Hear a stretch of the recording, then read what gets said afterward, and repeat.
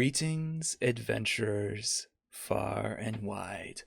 Welcome to Nope November. Welcome to the game show of Nopes. This is a little bit of a different format as we have had in the past, and I apologize for that. Certain plans and ideas had to be canceled, but I bring you a chilling adventure that I'm sure all of you will get the same nope feelings. So, this year, if you guys hadn't picked up on it, is D&D themed. So I have prepared for you all, as well as you players here, a wonderful, creepy one-shot that is tied in with my other series, The Challenges of Existence. Challenges of Existing. Gosh darn it, I messed up the title. That's okay. It's okay. Join me tonight are three lovely adventurers who will introduce themselves in a minute. So sorry if I'm not introducing you guys. You'll have a chance to do that yourself. But I want to just explain the rules really quickly. You will be playing a regular D&D one-shot. But while you guys are doing your adventuring business, there are secret objectives that you guys will be able to complete. You won't know what the objectives are, but at the end of the night, whoever has completed the most objectives, every objective you complete gets you a point. Whoever has the most points will win a small prize. You guys will not know what these objectives are, but you will know there is a special objective tailored for each one of you that will tie in with your class, and I will send those out to you guys. Without further ado, let's get into tonight's venture, shall we? Wait a minute. Hilera, correct? Yes. Hilera, what's your movement speed? It is 50. 50. Oh, that's not too bad. Cool. So, the edge of the forest is 300 feet away. You might be able to reach it, but you need to move fast. As you hear the snapping and popping of the branches behind you, as you hear the feet, you hear them approaching closer and closer. You might want to start running. Okay. What do you do? I will start running. All right.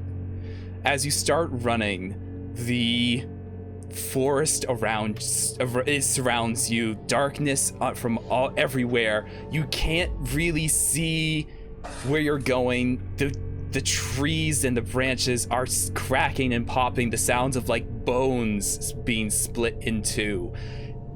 You are panicked. You are stressed. You have no idea if you're going to be able to get out of this forest without them catching you. You're running fast, trying to keep your footing, trying to make sure that you don't fall. Your armor is just rattling and weighing you down. Did you have armor? Do you I don't wear? think I have armor. Are you sure? Because you look down and you're like, I guess I'm wearing armor. I don't remember having armor. That doesn't matter though. You hear the thudding, the footfalls behind you approaching you quickly. You look to your right, you see your fellow guardsmen running right next to you. Both of you were running fast.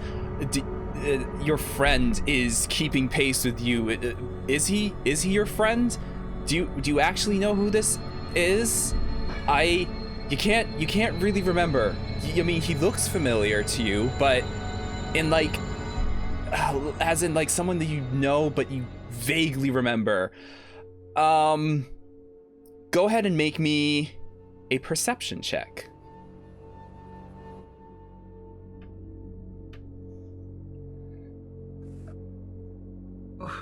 A 10. You hear you hear the sounds just getting ever closer to you. You can't see them, you just know that they're right there. And then you feel these slimy, scaly flippers just grab you and shove you down to the forest floor. You look over to your right to see that they've grabbed your friend as well. They have him pinned. These fish-like things that are they just all just dogpile onto him.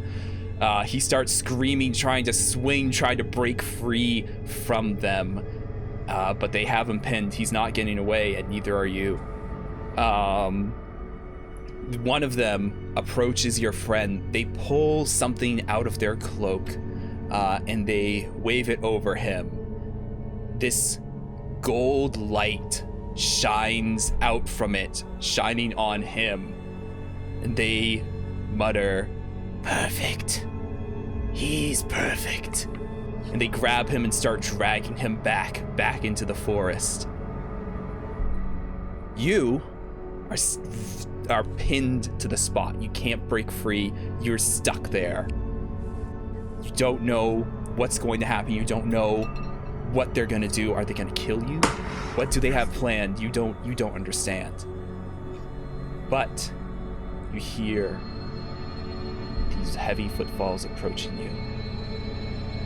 As this shadow approaches you, a tall man dressed in a flowing black, pitch black priest robe, a hood over his head, a mask covering his face.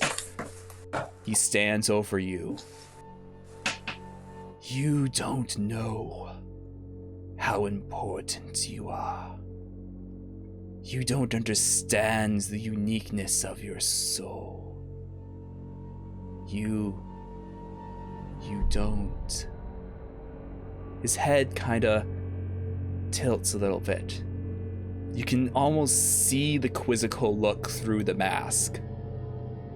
He raises his hand and points to you and chants, "This being before me is not what they seem, for now they are possessed by one in a dream.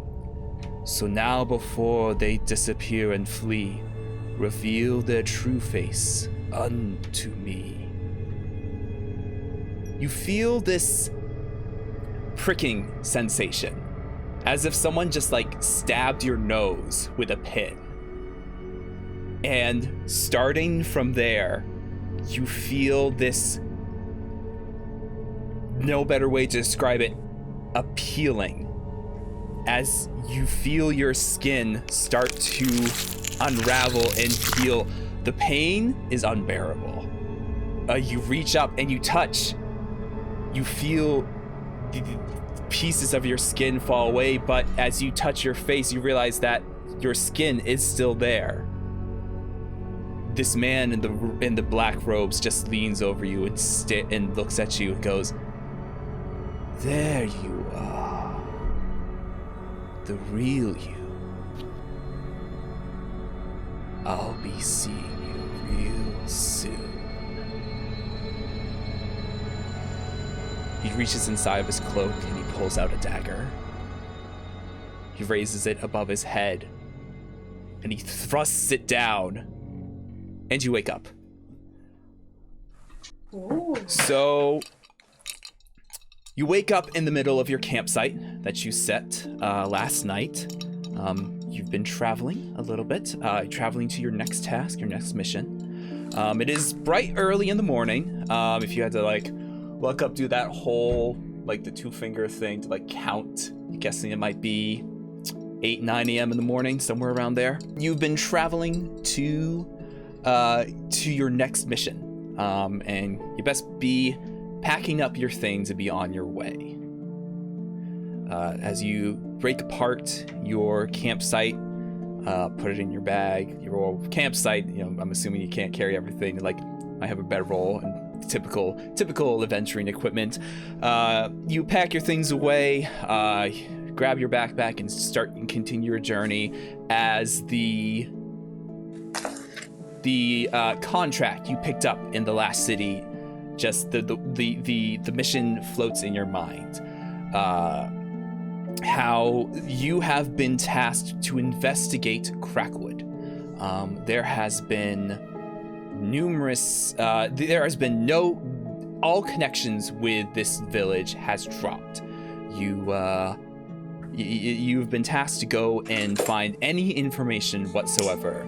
The neighboring cities have been sending mercenaries of their own that you might be able to reconvene with, and any and all information that you could potentially provide if any and all information that you could potentially provide will be rewarded with 2,000 gold. Report to the nearest Adventurers Guild at any of the cities. Well, they've really left out some very important details. You realize as you're thinking about this, someone is saying these words. So you see before you a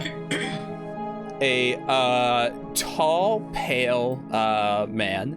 A book hangs from his belt, black and red, not necessarily noble wear, but on the fancier side of things, and a cape hanging from his shoulders, dark brown hair and brilliant green eyes. And in his hand, he's holding the contract that you were given for this mission, and he's reading it. Well, that's 2,000 gold is a lot of money, but they did leave out a few important pieces of information. What did they leave out? Well, I don't want to worry you. The fact that no one has come back from Crackwood, all of the mercenaries and city guards and adventurers alike that they have sent to Crackwood, no one's returned. Interesting. Mm-hmm. No one knows why? No rumors or anything have been circulating? Not a one. You see, those who get close to Crackwood seem to get sucked into, well, something. I'm afraid. I'm sorry. What is your name? And if you could so kindly introduce your character and tell us what they look like and a little bit about themselves. So my name is Hilera. You can call me Lyra for short. Do I also say my class and race? If you would like to. I am a wood elf monk. I'm a very serious type of person. I take on these jobs to help people, and especially help communities that have been struck with such mysterious ways so they can get back to their natural and safe way of living. All right. Well, it is a pleasure to meet you, Lara. I am Roland Rengate. I am quite afraid that you are... This is just assumptions. You are being, well, sent to your death. This is just me assuming that the people are dead. They could very well be alive, but let's be honest, most likely they're probably dead. And how do you know so much about this town? I know very little about this town, actually. I do know that the people that I have seen going in don't necessarily come back out. That being said, chances of you going in and doing this alone the chances of you coming back are very slim. Okay. So, I would like to offer you some help.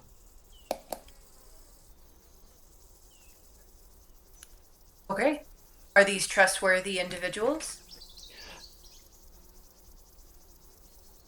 Fairly trustworthy, I believe. They could be. Okay. They haven't failed me yet. Okay. Sorry. It's just, I couldn't stand to see another adventurer going into Crackwood to basically walk to their doom. So, if you wouldn't mind, I would like to introduce you to my other party members. And maybe explain what I think is happening. Okay. Before I answer, I'm curious, do I recognize anything about him that would relate to the thing I just saw?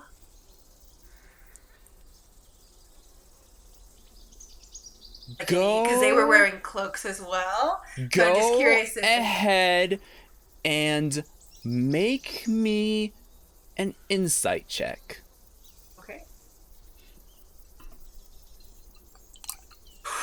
Ooh, that was a natural one, so a 4. You've never seen this guy before in your life. Yeah. So he's like, if you wouldn't mind, I'm gonna do a little thing to take us to HQ. Absolutely. Lead the Okay. way. Oof. He strokes his chin for a minute. Oh, man. This has been a minute. Okay. He cracks his knuckles. He pulls out his book and he reads something. With a magic spell, we now impel to a location that I choose. Safe and sound, no harm abound, and gentle like a cruise. And in a flash of light, things blur and merge together. The landscape around you changes, and now you stand in front of a giant wooden mansion. And he goes, "Welcome to the mansion. They haven't really decided a name yet. This used to belong to a duke. It was carved from very unethical. I would not recommend building houses like this. It was carved from the wood of living trees. Treants? Again, very unethical. It's basically murder. But because of this, any room that you need, if you go to a door and open, it will be there. Furnishings, bed, tables, whatever. Just think of it and they will be there. It has a way of supplying what you need. It can even craft, so to speak, certain tools. That being said, any resources, food, gold, magical items, it cannot produce those. Those have to be provided. But anyways, come inside. And he walks up and he opens up the door to this very lavish dining room. A long table goes down the center. A blue and gold carpet and drapes are all on the sides of the table, and hanging from the sides. And he goes, "Excuse a minute while I call the others. More magic I shall be bending to cast the simple spell of sending." And he'll point in two different directions, and he'll go, "Amelia, Ludan, if you could come down to the dining room, you have something to discuss." Who would like to go first to describe their character? And because the mansion, of its magical properties, can build any room, describe your character, what they look like, what they are, as well as what your room looks like. My name is Leodan Plague. I imagine I'd come down the steps first, and we're at the point now of actual introductions, or Yes. okay. My name is Leodan Plague. I am a Furbolg cleric. I suppose I've started to gather a bit of a strange line of work for a cleric. Getting sent out on, well, these kinds of missions have been sort of becoming a bit of a regular thing. So it's great to meet you. Hopefully all of this works out, and we'll all be able to get on our merry way. Mm-hmm. As for his room, in particular, it's probably about as bare bones as it needs to be. There is a bed on probably a bed frame. And then, books scattered about all over the place, unorganized. A small area where he appears to be testing out some various arcane related works, and everything, but probably pretty dreary. Nothing up on the walls, really. No posters, no signs of wanting to stay here permanently. All right. Leodan, just a little side note for you. It has been 6 months since your dealings with the snail and the damned duke. In that time, you have been looking into your own little research about this Kuatoa menace. Rolam would pop up every now and then, giving you and Uthal a lead on another tribe of Kuatoa that you might be able to find. Some of them have been a bit of a wild goose chase. Others have been, you found the tribe or two before they could fully develop a god. But it's just, in your own words, it's been interesting. All right. Anyways, Amelia. Yeah, so well, hello there. Amelia appears with very human-like features, a white and gold cape with like a hood up, and very long flowing black hair. To note, she is not wearing any armor.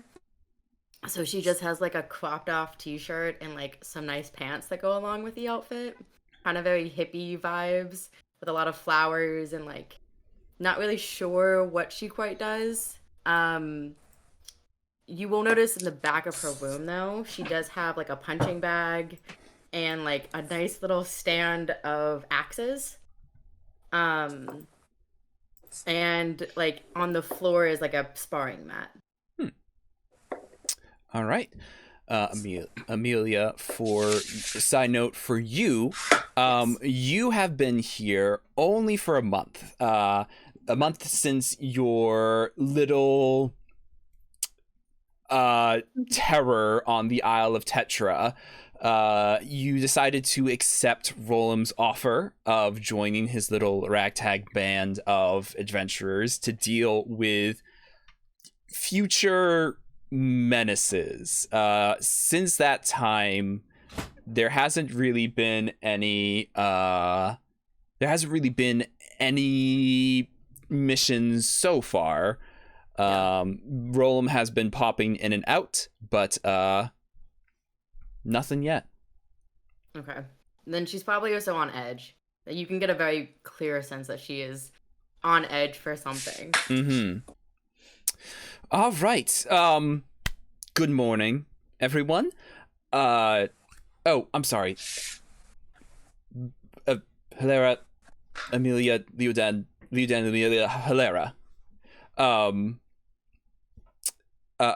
Excuse me. This is a. Do you prefer mercenary or do you prefer adventurer? What's your preferred title? I don't really go by titles, but I guess what I do would be type of missionary. Oh, all right. Well, this is a missionary that I saved from certain death. Sorry, dear. It's the truth. It's the truth. And with this, I have a lead on a tribe of Kuatoa. Excellent. Yes.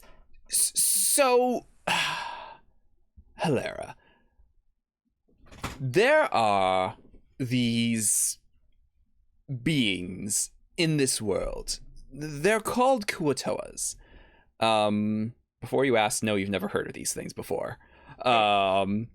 These are unique creatures who have the abilities to create gods.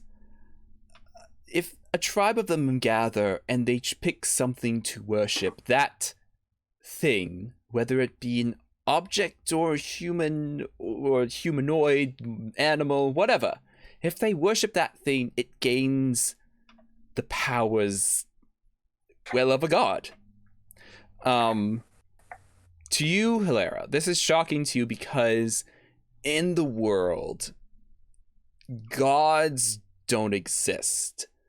You have like stories and fairy tales and whatnot, but the thought of like gods actually being in existence is a little baffling to you.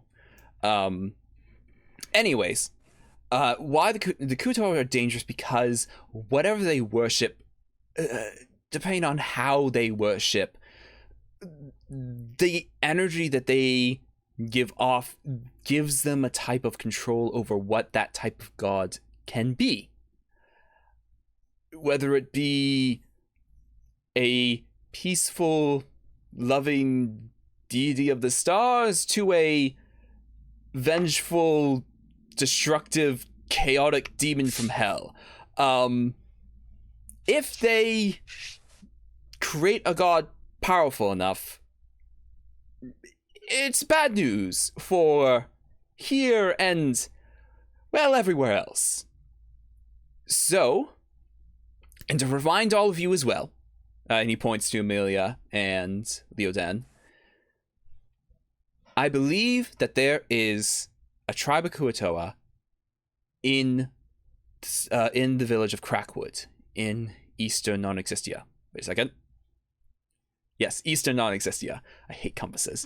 The right side. So, I would like all of you to investigate.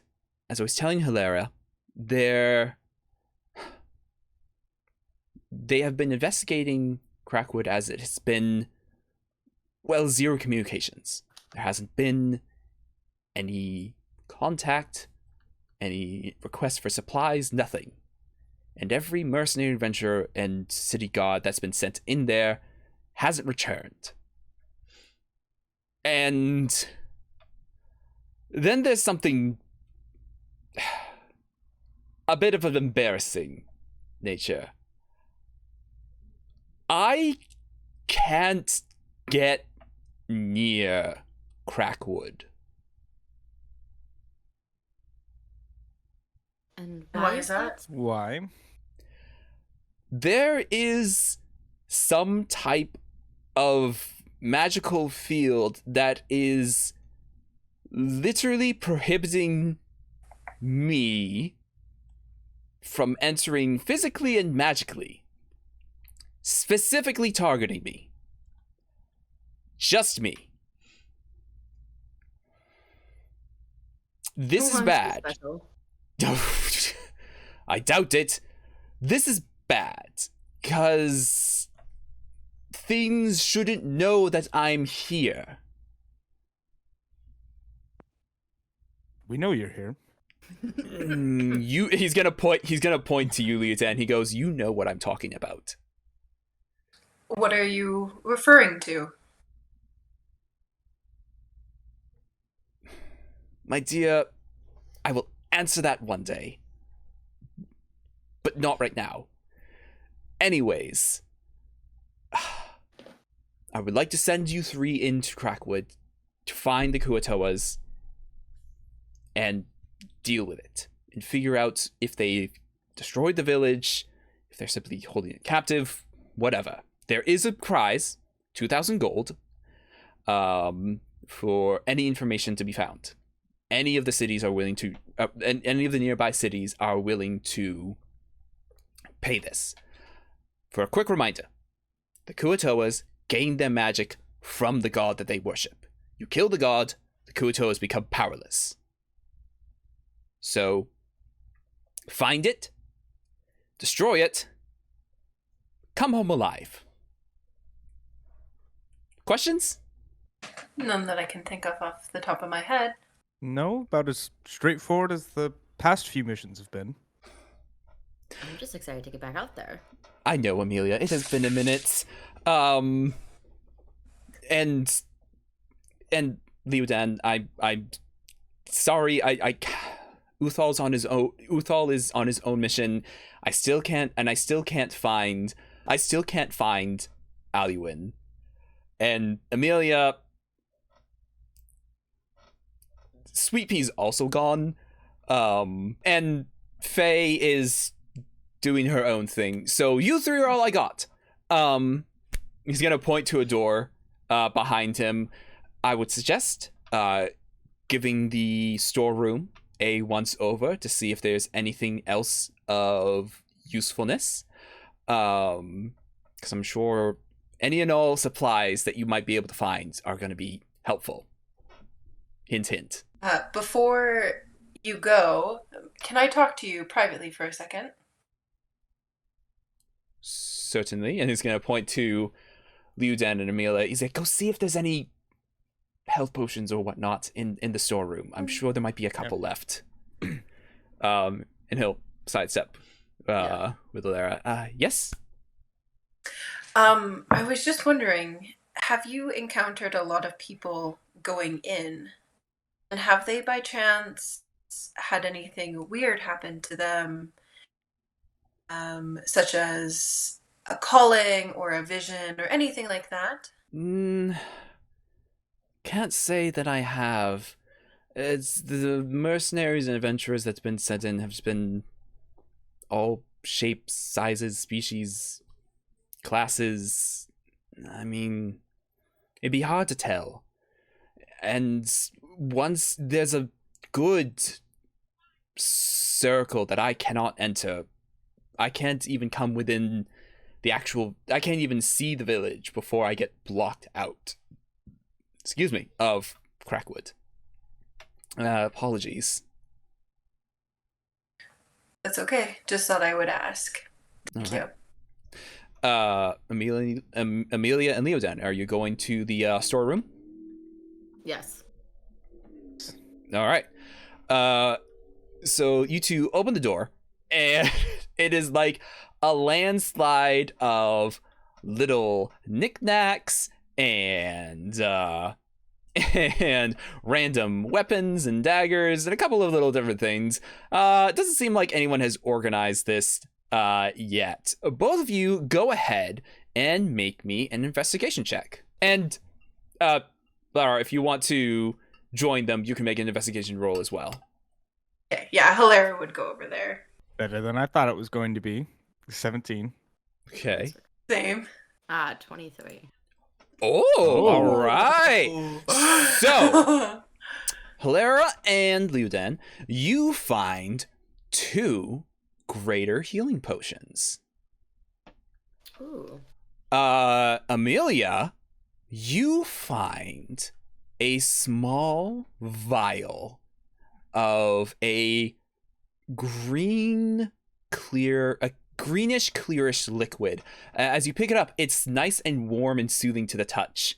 You actually recognize this as the magical hot spring water from the hot springs on the Isle of Tetra. And if you drink this, you gain the benefits of a short rest. But after that, it would take you guys a little longer to find anything else of use. Although, what'd you roll, Amelia? A 23? Yeah. with a 23, as you're kind of like rooting through the pile, you look up, and the only thing that's actually organized is this glass case that sits up on a shelf, and inside of it is a bag that is growling. Leodon? Yes. Okay. How tall are you? Decently. Okay. Would you mind grabbing that bag up there? Because I'm not quite tall enough to reach it. Do I recognize that bag? You do.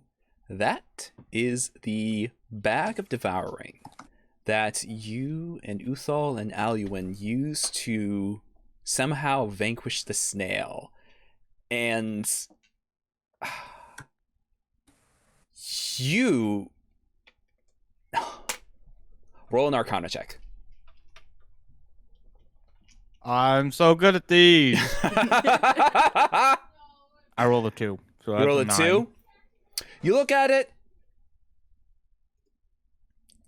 It's in. I'd rather not. It's in the case. You're like, it should be fine. Maybe you're trying to remember. It's in the case for a reason, but you can't remember why. No, I think we best leave that alone. Well, if you won't do it, then I will. And she'll Wouldn't just recommend it. She'll move some boxes around to like, or whatever knickknack she can to make like a little step stool and go to pick it up. Make me an acrobatics check. Oh, okay. Ooh, dirty 20. Dirty 20? Yeah. So you kind of walk up. There's a lot of stuff. You kind of have to catch your footing, and you reach up and you grab it and you start to fall, but you manage to catch yourself. And you open up the glass case and you pull out this bag. And the growling Really wouldn't recommend that. And the growling stops. It just needed a friend. We all need friends sometimes. Just don't stick your hand inside of it. Duly noted. She'll just put the bag over her shoulder. As you sling it over your shoulder, you feel that there's something inside the bag, like just a little something. Like how you accidentally leave your keys in your pocket and you just feel like a little lump. You just feel a little lump in the bag. Why shouldn't I be taking this? Oh, something about the Kuatoa worshipping some worm thing that is you can't kill and it doesn't die, and so we stuck it in a bag. So at this point, Roland looks up and he goes, "Oh no, Amelia, could you put that down, please?" I'll put it back. I'm sorry. I don't mean to be in any trouble. he's gonna like kind of like quickly walk over and he's gonna just carefully take it from you and he goes, "Leodan, I thought I told you not to touch this." I didn't. Okay.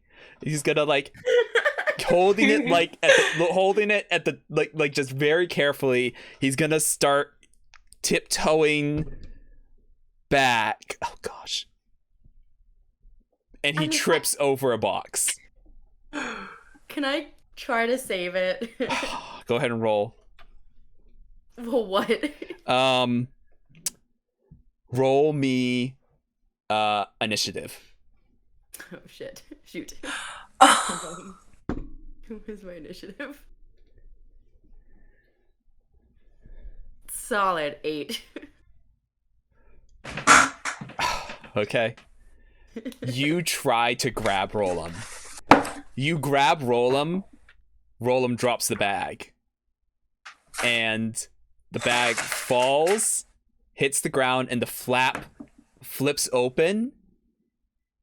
And this little object comes rolling out. And it rolls for a little bit. And it just does that whole little spiral thing. And just spirals a little faster and just flies flat. It is a snail shell. Can I just pick up the snail shell and put it back in the bag? I wouldn't recommend touching it. Rolm's frozen. He's like looking at this shell, and he's gonna go, I'm gonna listen. I would listen to Leodan if I were you. Okay, I will. He's gonna look up. And he's gonna look at this shell. And he's gonna take a cautious step forward. And he's just gonna dink. And just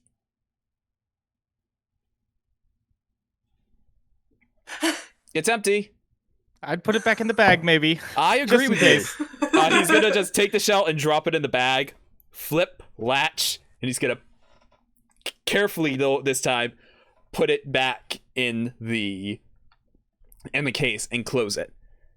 I'm just going to say, perhaps don't put the extremely powerful magical item holding an entity that could be devastating to an entire universe. Look, like I told you. In the closet that people you recommend grabbing items out of. Honestly, at the very least, you should put a sign on it. It was an honest mistake. Look, I told you could.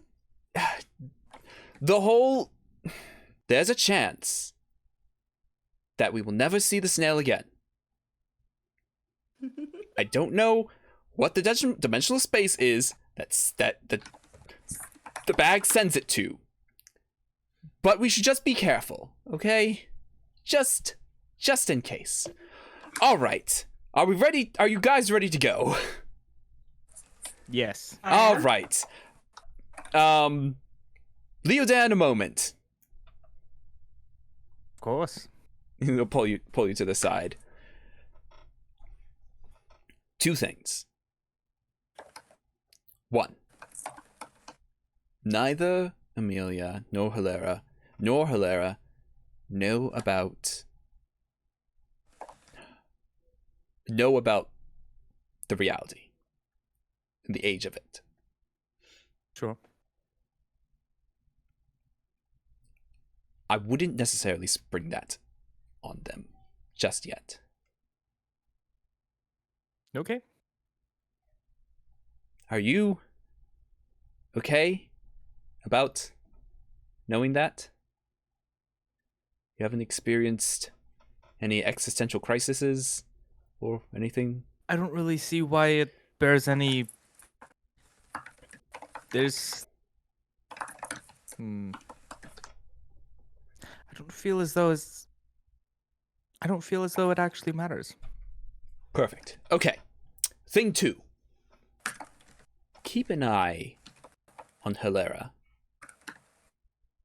There's something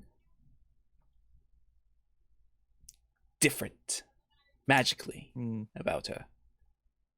Don't know Are what you asking me to make sure she doesn't come back from this mission? No. Please bring her back from the mission. Okay. No. I just want to be sure. That sounded a little... All of you come back from this mission. Please. I'm just making sure. It sounded like you didn't want her coming back from the mission. No. Keep an eye on her. Something's unique. And I haven't pinpointed it yet. So just, you know, be So what perceptive. you're saying is that if I don't think that she should come back, I have that power then.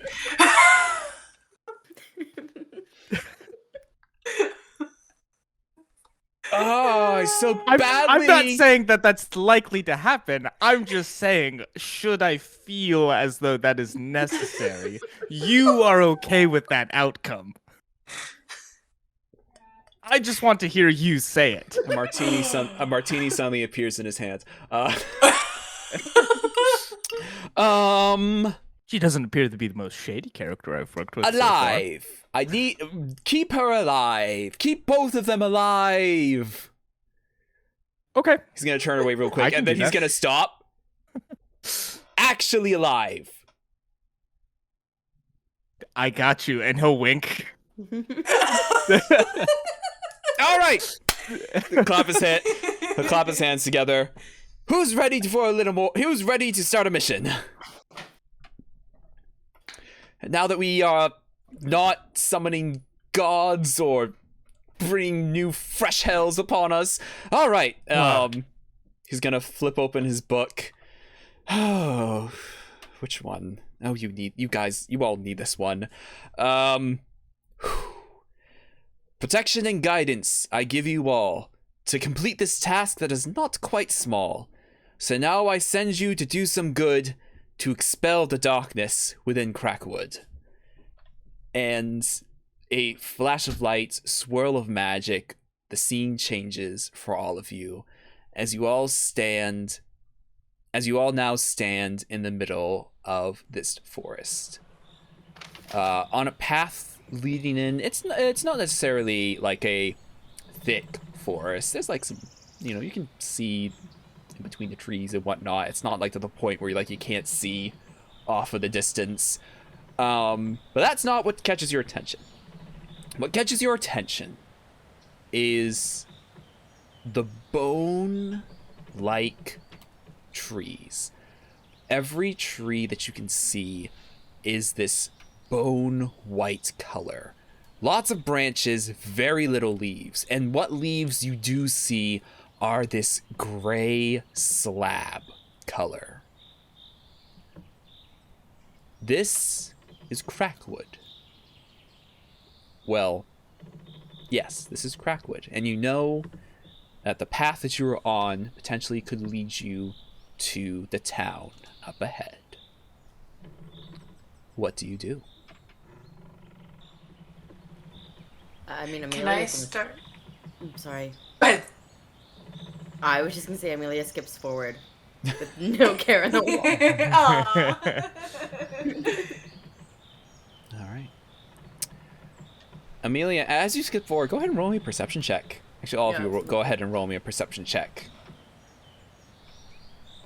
Can I ask a question? Yes. Instead of rolling, can I take my passive? What's your passive? 18. Okay, yeah, I'll allow it. Cool. Dirty 20. All right. 17. All right. So, Amelia and Hilara, you two kind of see something out of the corner of your eye. Kind of looks like a butterfly. You just see it. It's little. Butterflies obviously are not that loud, but I don't know how to imitate the sound of a butterfly. Leodan, you look, and you see this butterfly, and it looks like a butterfly. It is not a butterfly.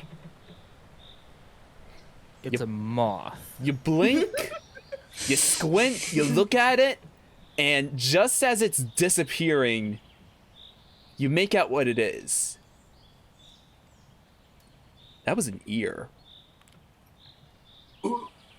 That was a flying ear that was flapping like a butterfly, and it's gone. Everyone, I would keep your eyes peeled. That was mildly disturbing. It was just a butterfly. Quite pretty That one at was that. a disembodied ear flying about. I that's have not not seen good. that before. I don't know if you have, but I would recommend maybe the next time we see that we destroy it. Oh, Sugar Pea would hate this. So did the Who? ear? just an old friend. Did the ear its name? disappear? It flew off in the distance. Okay, shoot. Because I was gonna say, do I still have that thing that we had discussed? The Oh, can I like touch it? You would have to catch it, but it's gone. Oh. But it's gone. Ah, shoot. Okay. Oh, I don't think this is something we want to catch. I think it is. I hate the fact. Yes. For Hilaric, can she investigate to see if she recognizes it from her vision. You did not catch it enough. Oh, sorry, I just mean the woods. Oh, the woods! Yeah. I'd make you roll, but you don't have to. You recognize these bone white trees. Okay. You've seen these bone white trees in the dream you had before.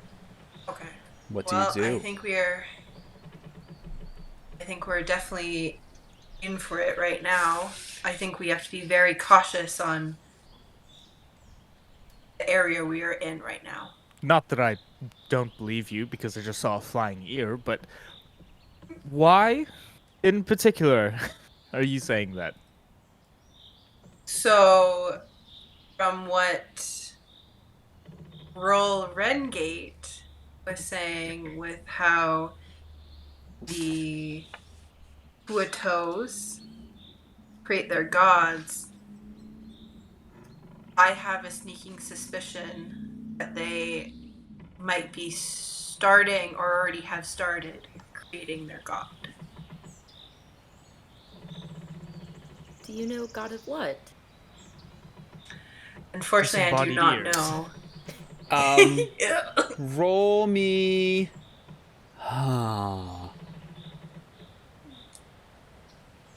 Go ahead. Take that back. Never mind. Don't listen to me. Okay. Don't listen to me. That was comforting. Sorry. Yeah. I had to think. Love that. Things were not said. I mean, Amelia's just gonna continue skipping forward. Right. You continue. Claire's just gonna, she's just gonna survey the area because she knows from her vision that those cloaked men could appear at any time, or those slimy, scaly, fishy arms could come out. So she's very on high alert right now. All right. Amelia, as you're skipping, in the distance you just hear a just like an echoing cracking noise. She will immediately stop, put up her hand, and then from behind her cloak, the other two will witness her pull out a great axe and kind of like twirl it twice.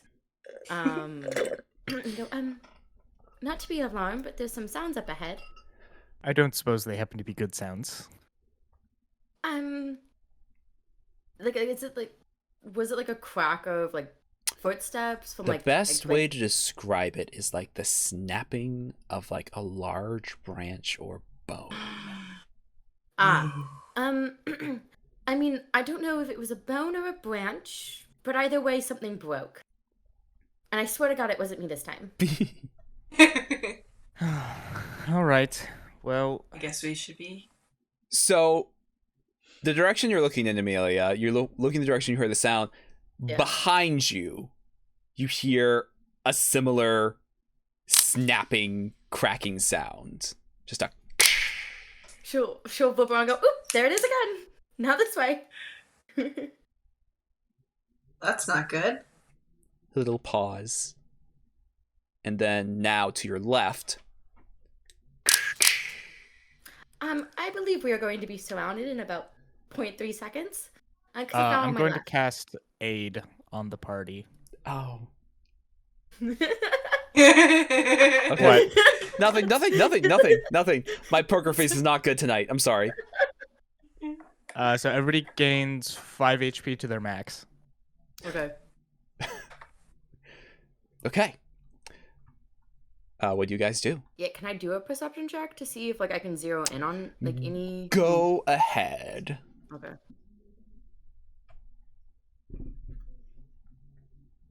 An 18. Okay. You don't see anything. Like, you don't. And then, like, right in front of you, you hear it again. Like, how close in front of me? It seems to be coming from that tree in front of you. Ooh. I believe it's coming from the tree. And then she'll do what Amelia does and just walk up to the tree. I'll just cast Firebolt at the tree. Do you actually? Yeah. Okay. Roll me an attack. That's a 12. Okay, I have to look up the DC of wood because I didn't have that prepared for me. All right, you hit the tree. It doesn't seem to do much damage, but when that firebolt hits the tree, you just hear a what? You just hear a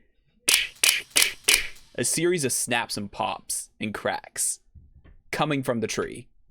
Just me or everyone? All of you. Oh, lovely. I'm sorry. Do it again. You guys been hearing the snapping sound. Okay. That's a 26. 26? All right. You hit the tree with this firebolt. Roll damage. 14.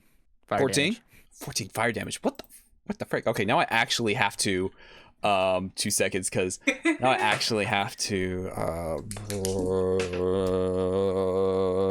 Kill it with fire. Yep. You hit this tree and just a nice lovely whoosh, a nice lovely like hole just in the tree. Not too far deep, but deep enough, and you just hear the tree just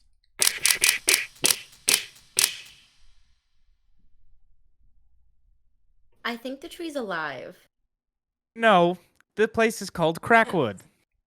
I feel as though we have nothing that we need to worry about. I am going to continue moving forward. Wait. Hold on. And Hilaria will put up her hand. And she'll go over and can she tree Can she do the scrying? Ooh. I'm gonna say that you try to focus in on it, but it doesn't work because what you're trying to scry on is literally right in front of you. Okay. Mm-hmm. I won't make you waste a use of that, but yeah. But do you touch the tree, by the way? Yeah, well, I guess she does touch it. So Okay. yes. As you touch a tree, just when you lightly touch it, kind of just go pump. What? Yeah, just kind of like very gently. Okay. His fingertips are touching. As you lightly touch the tree, you just hear just ever so faintly, just some light snaps and pops. Well, we know that it likes to crack and pop. I mean, to be fair, that's a lot more reassuring than thinking that the tree was alive. That's why I was. Very true. Oohing because I'm like, no, Ben, don't cast a spell. It's okay. It lasts for 8 hours. Oh my gosh! All right. So, what would you guys want to do? You have that path in front of you. Leodan, when I said he was walking, he's walking. All right, Leodan, follow. you see this first then. As you keep walking forward, you come upon a large wooden gate. The wood is the same bone white color as all the trees. Above this gate, there's a sign with the words burned into them, Crackwood. You see beyond this open gate. Sorry, it's open. This open gate. You see beyond this open gate is a circular village. All of the houses are lined in a circle, facing inwards to this giant tree. The only green tree that you have seen in this forest. It is large. It's a typical oaky brown color with nice bright green leaves. Seems to be very healthy and very out of place.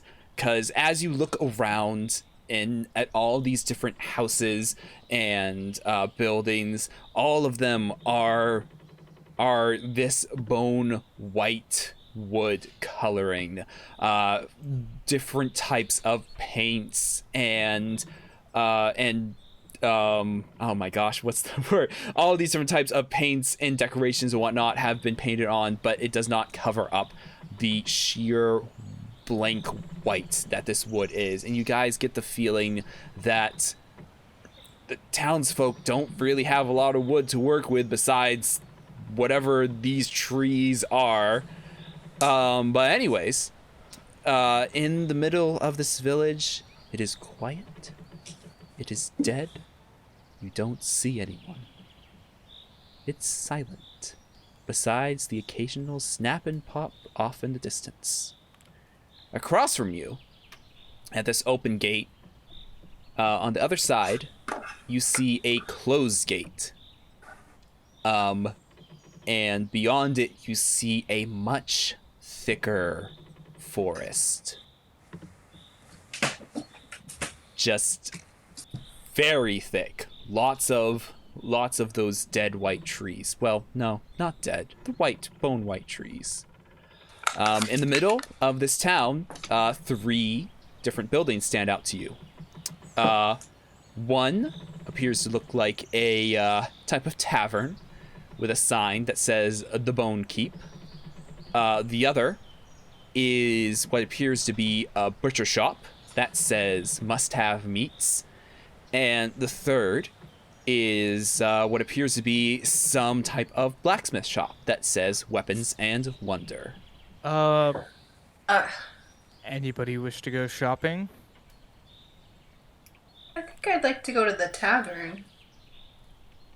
Should we split up or All stay right. together? Oh, I would rather not perhaps split up so soon into this lovely town. Then the tavern it is. All right.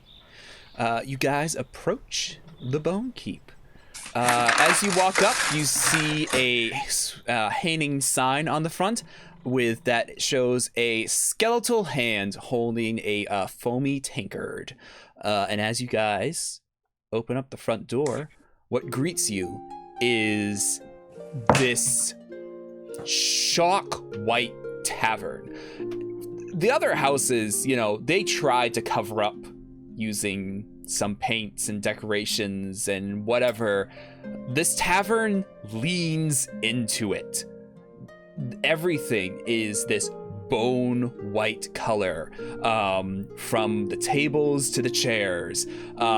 If you look up, you see a massive skeleton hanging from the ceiling. Everybody roll me a nature check real quick. 18. Okay. Dirty 20. Okay. Ooh. 12. Now, 12 is nothing to scoff at. You all pass. Yay! All of you recognize the giant skeleton hanging from the ceiling is the skeleton of an owl bear, just hanging above this tavern. In the tavern, and seated at one table next to the door, you see a cloaked half-elf, just kind of... depressively is not a good word that I shouldn't use. Blankly staring into a mug with a brown liquid inside. Closer to the front bar is a human just enjoying some soup. And the bar itself is probably the most impressive, as the bar seems to sit inside the giant jaws of some creature. The bottom part of the jaw, the teeth coming up from it, fashioning into fixed bar stools. And at the front of the bar, or at the bar, excuse me, is a very nervous, sweaty-looking gnome woman in a green short-sleeve blouse and a brownish apron. And she calls out in a shaky voice, Hi, welcome to the Bone Keep. We've got the best brews to soothe your own weary bones, so take a seat anywhere you like." Hilary will say thank you and sit to one of the tables, probably in between the cloaked elf and human. Are we actually eating here? Or are we just pretending to. No, we're okay. Never mind.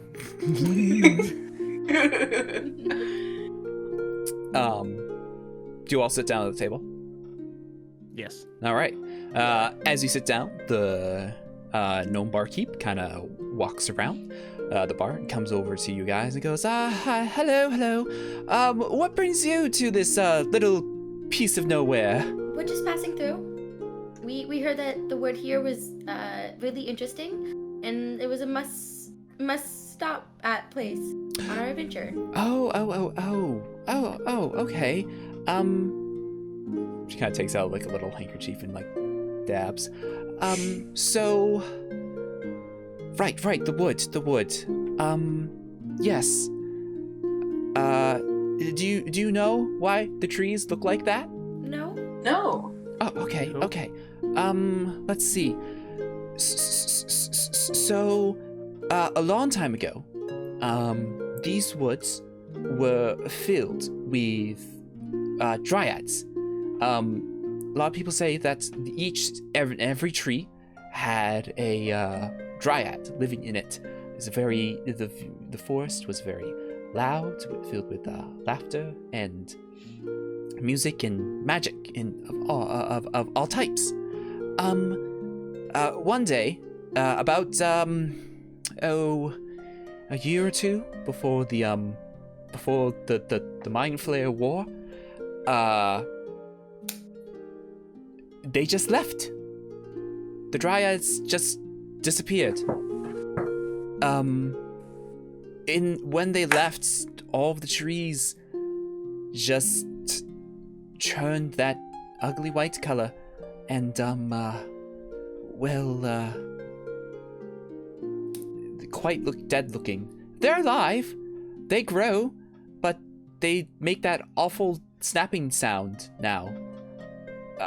It's very, very, it's annoying sometimes. So that's probably why she like motions to the tavern. That's why everything looks that white color. It's just the wood that we have. But besides the elder tree in the center, that's the only green tree left in Crackwood. All the townsfolk try to make sure that we keep it nice and healthy. Yeah.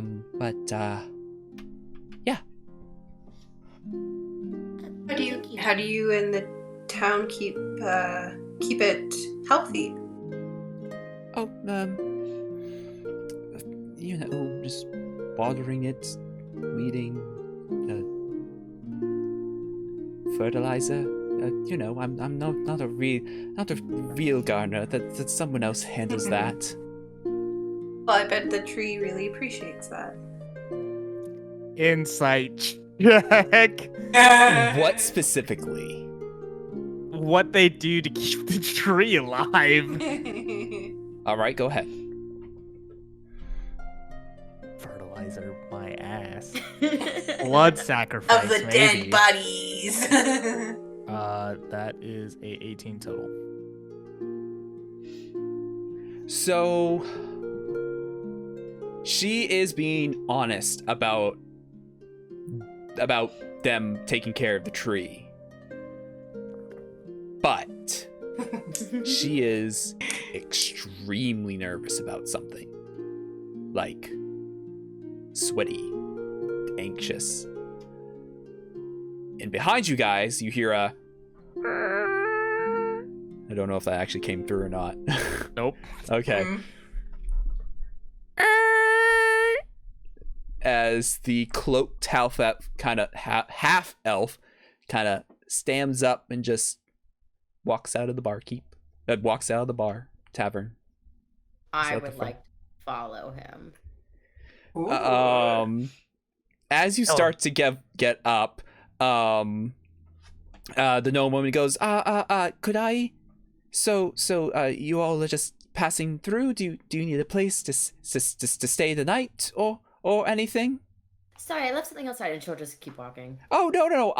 I must insist that I mean, if you don't want to stay, I understand it's quite, and behind you just hear someone slam on a table and just someone yell, "Byra!" And the human's like kind of standing up. And he goes, and like looks at all of you and goes, I just wanted to remind you to not forget to do that thing later, okay? Byra kind of like looks at this guy and just kind of nods and goes, yeah, I won't forget.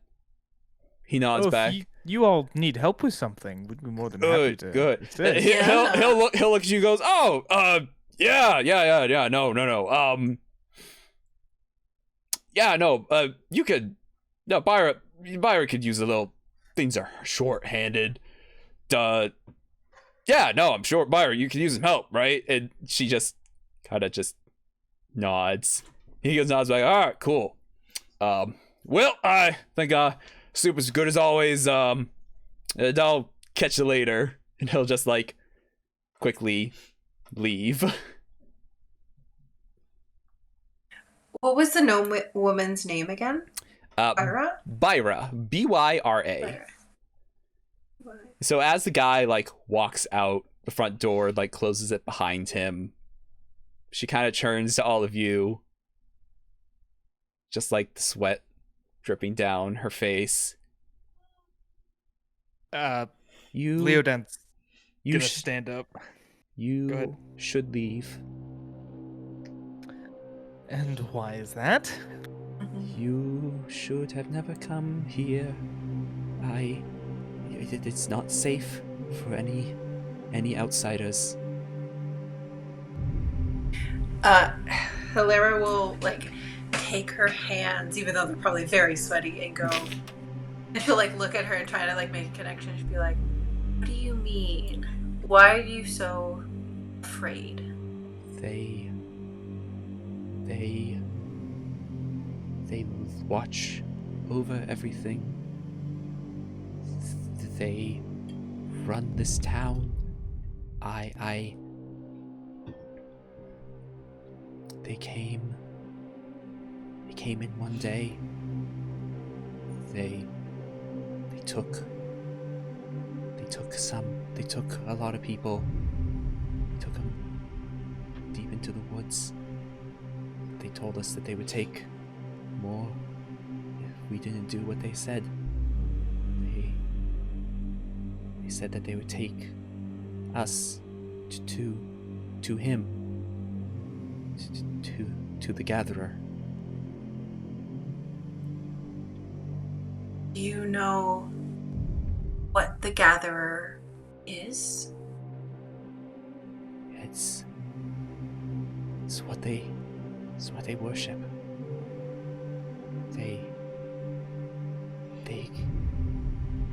They come in. When they first came in, they took a lot of us.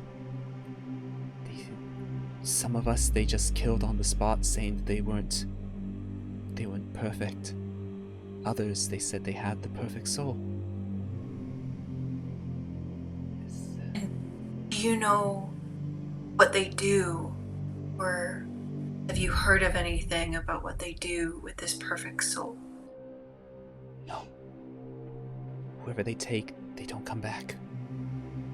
They told us that if anyone else came into the town, we were to... She like starts to tear up.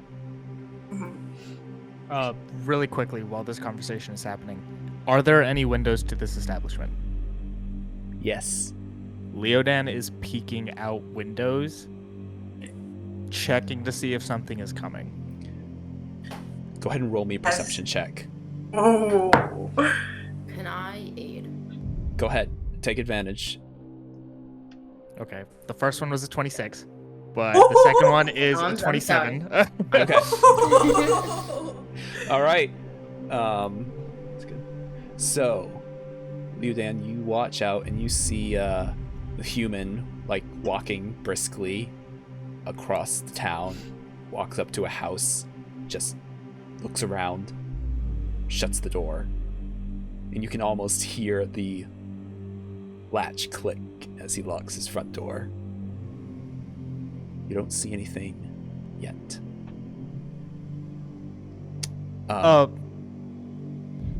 Miss, I believe you're going to have to be extremely frank with us here any moment, or I fear that we will all be in very serious trouble.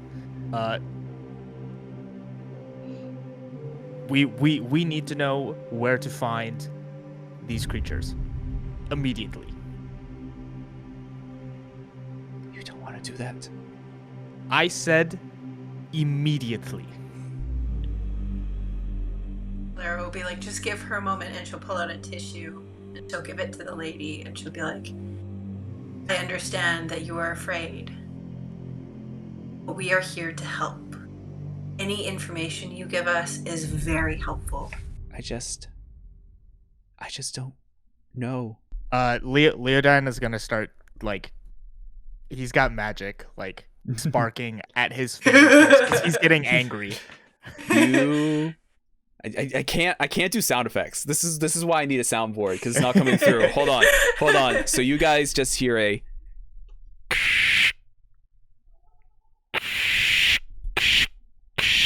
It's not coming through. Give up.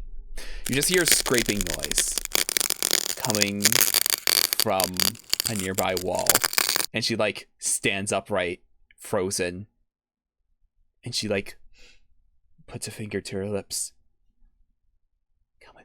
Come with me right now. And she'll like tiptoe run over to the bar, and she reaches behind it, and fumbling for something, she finds it and pulls, and there's a click, and you guys walk over, and you see on the other side of the bar a little hatch pops open, and you can see a ladder going down. He goes, all of you, get in now, please. She's saying that. Go. Yeah. Yeah. So you all go down and to what seems to be like a wine cellar where they keep all the liquors and everything.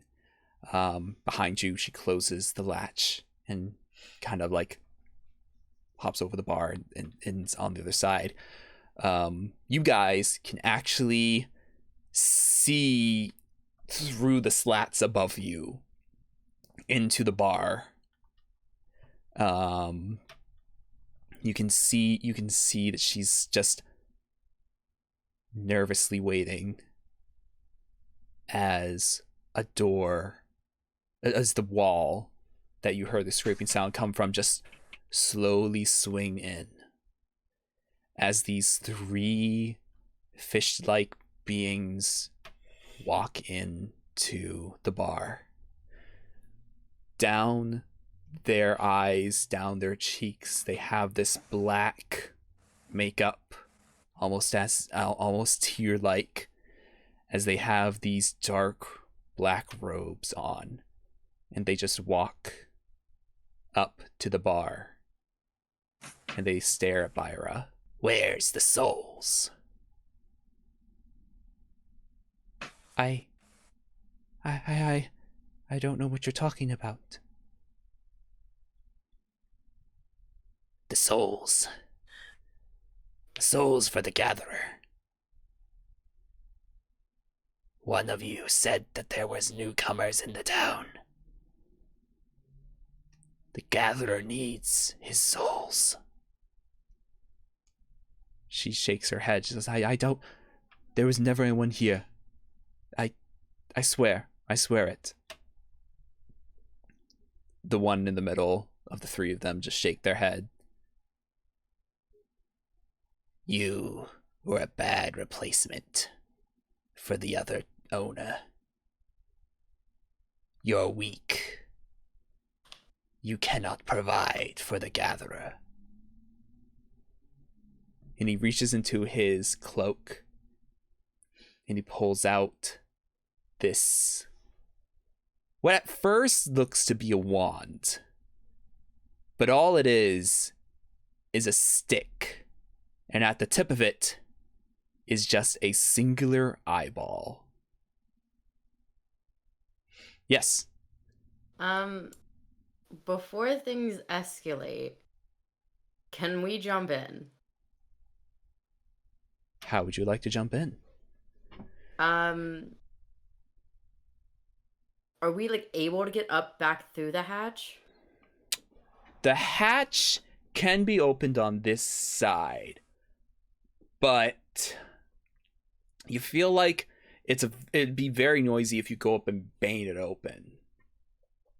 That being said, the floorboards are a little rickety. A strength check might be able to get through them. I mean, if that's the case, she will attempt just to brute force her way through the floorboards. Before she does that, I'm gonna use Word of the Spirit, and I'm going to tell her because Hilara sees that she's ready to jump in. She says, "You need to be very careful. These are the creatures that are working for the god, and if they find you deemable, they will take you, as what I've seen. So you need to be very careful." Can I respond? Like, is it like a two-way communication? I don't know that. Yeah, what's this ability you're using there? So it's part of the visage of the astral self. Word of the Spirit. It can direct words to someone within 60 feet, but only they can hear. Okay. Yeah. Okay. I say that you can respond, Amelia, but you would have to roll a stealth check to whisper back. No, she'll just do it with hand signals. She'll go like this, and then point, and then like this. All right. Hilara will just nod and be like, "Okay." It's going down. It's about to go down. So, guidance on you, Amelia. Thank you. Remind me what guidance gives you bonuses on. A D4 for ability checks. Perfect. Explicitly. Amelia, roll me an athletics check and add the D4.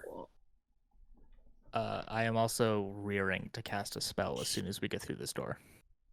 Yeah, she's ready. Hilara's ready in her stance to swing in. That's not a fantastic roll. 11. Jesus. Okay, now Would I it have... help if I rage? Would it help if I raged beforehand? That wood is strength. That gives you advantage. Yeah. Alright, I will in fact rage. As this is happening, she realizes it's a little bit harder than she thought.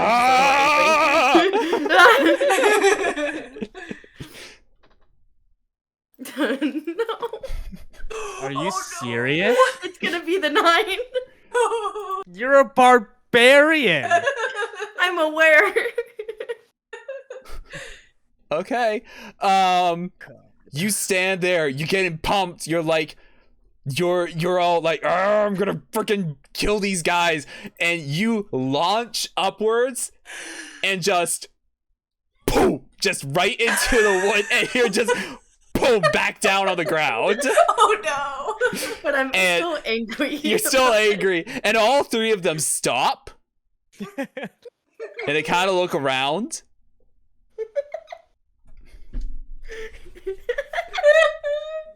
Oh no! God. This is why we invite Amelia to things.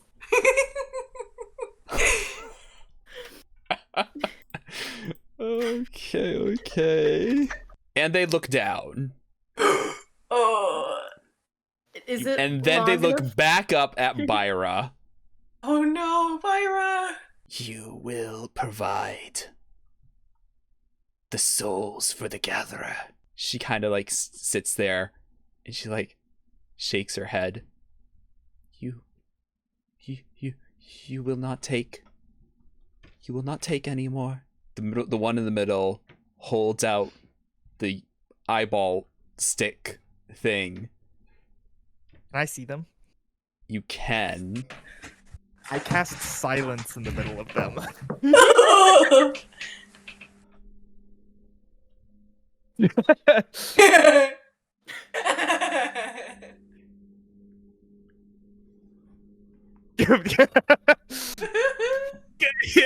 He's like motioning like the fucking hatch.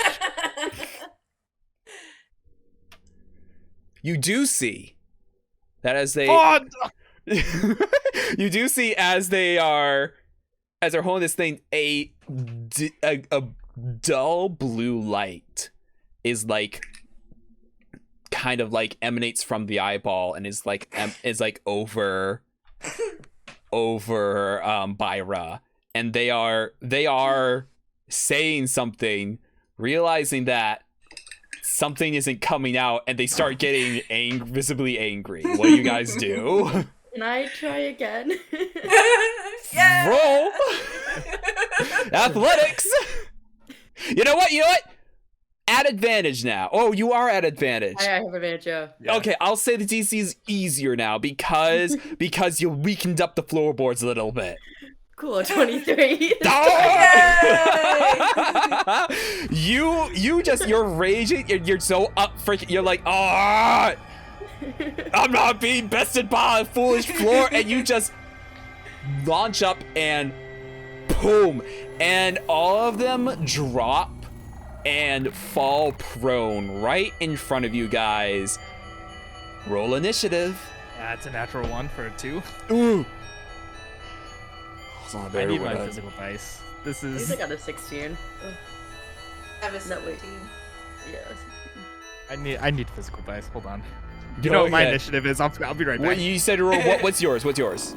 It's a 2 total. 2 total. Okay. My gosh. Wait, are we allowed to use physical dice? Yes. Oh. Okay. Thank Run and go grab them. No, I have them all. I have them in a little box. Okay. I wasn't sure if we were allowed to or not. All right. Leodan at a 2. Amelia, what'd you get? 16. 16. Okay. Not too bad. Oh my gosh. I am sorry. Okay. Hilara, what'd you get? 17. 17. Not too shabby. Leo's down sitting at the 2 parade. Oh my gosh. You guys might be in luck. Amelia, what is your dexterity? 19. No, sorry, 18. Alrighty then. I will say right now, the all 3 of these Kutoers are prone. So you will. Prone means that melee attacks will have advantage. Range attacks will have disadvantage. Might not be too great for the magical cleric that might be slinging spells around. Hilara, you're up first. Okay. So she's pretty upset that they were going to hurt Byra. So she goes to the person with the wand, and let me just double check. She used Stunning Strike to try to stun the one with the wand. That requires you to make an attack roll and hit with that attack roll. Ah, okay, thank you. Okay, No problem. So then first, she would like to do, if she hits with the quarterstaff, does that still count? I believe so. I believe Stunning Strike. I just wanted to double check. I believe Stunning Strike is you can make a Stunning Strike. Yes, melee weapon attack. If you're using a monk weapon, so go ahead. Okay, so she's pretty close to them because she's pretty angry. So roll to hit. let's see. Oh, 13. 13 I just know. hits. Okay, good. Okay, good. 13 just hits. Go ahead and roll damage. Okay, so she's using 2 hands to hit him. Does she roll the 1d6 or 1d8? So if you roll with a 2-handed strike, you won't be able to make unarmed strikes. I don't know what your bonus action says allow you to do. So you can take the Yes, Ben. Yes, Liudan. Really quick. You can do both because unarmed strikes can be anything from using your feet to like Oh, headbutting something. Okay. then yes, go ahead. Take the Okay. D8. Okay. 11. 11 points of damage, and if you Yeah. want to stun and strike, go right ahead. So they need to make a Constitution saving throw. All right, let's see. We'll say that the one that you hit is. Oh, and I use one chi or kai. Yeah, isn't that? yeah, one. I'll take that down. There we go. Oh man, how is it? Key point. Key point. One key point. I know. I keep messing it up. All right, Constitution saving throw. Natural 1. Kuotoa number 1 is stunned. Yes. Okay. Awesome. All right. So they stunned until the end of my next turn. All right. Mr. Kuotoa number 1 is stunned, stuck on the floor. Anything else? Bonus action? Yes. Is the others quite close to me as well? They are all within, like, right next to each other. Okay, perfect. Then I'm gonna do an unarmed strike. She's pretty bad, so she's gonna Okay. butt one of them. Left or right? Let's go right. Okay, right So- is number 3. 27. Yeah, that freaking hits! Go ahead and roll some damage. All right, let's see. Oh, 6. 6 points of damage. Okay. All right, and I believe that is your turn. Yeah, that's it. Amelia, you're up next.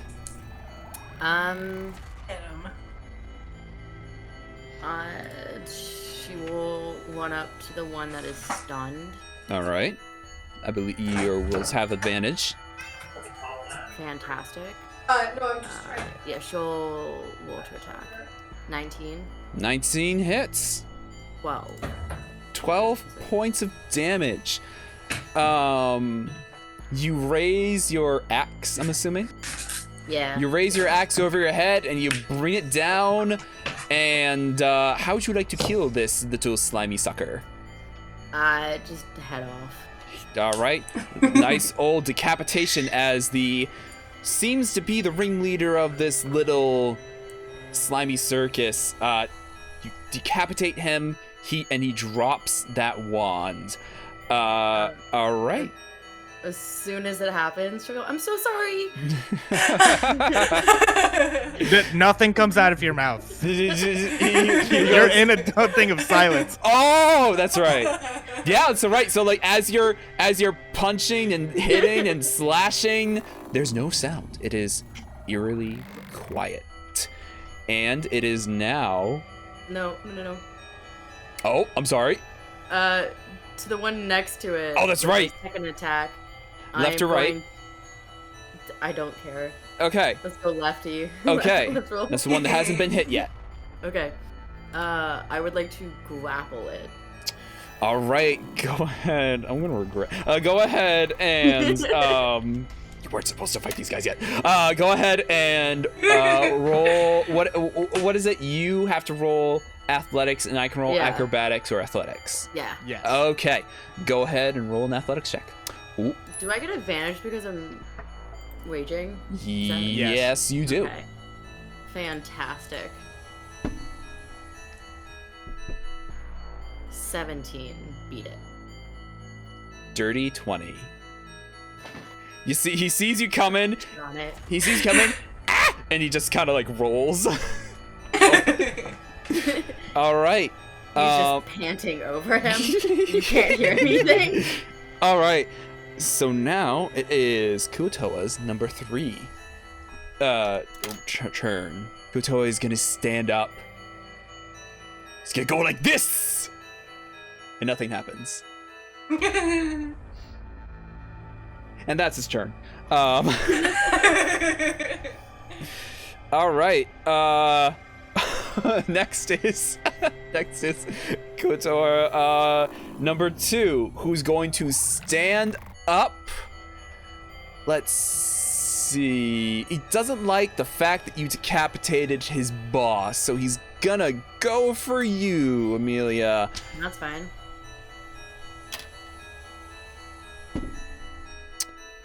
Does a 10 hit? No. All right. He's gonna take out No. Yeah, he's literally going to like stand up and just a toothy jaw just opens up his mouth and just lunges forward for a bite and just misses you. How many? She'll sidestep and go, mouthing because you can't hear.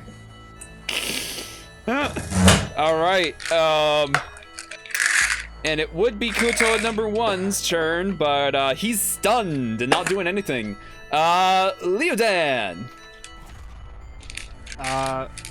So just because we're theater of the mind in this, the bubble, right, of silence, I think is. Hold on, let me double check. It is a 20-foot radius sphere, and I originally centered it around them.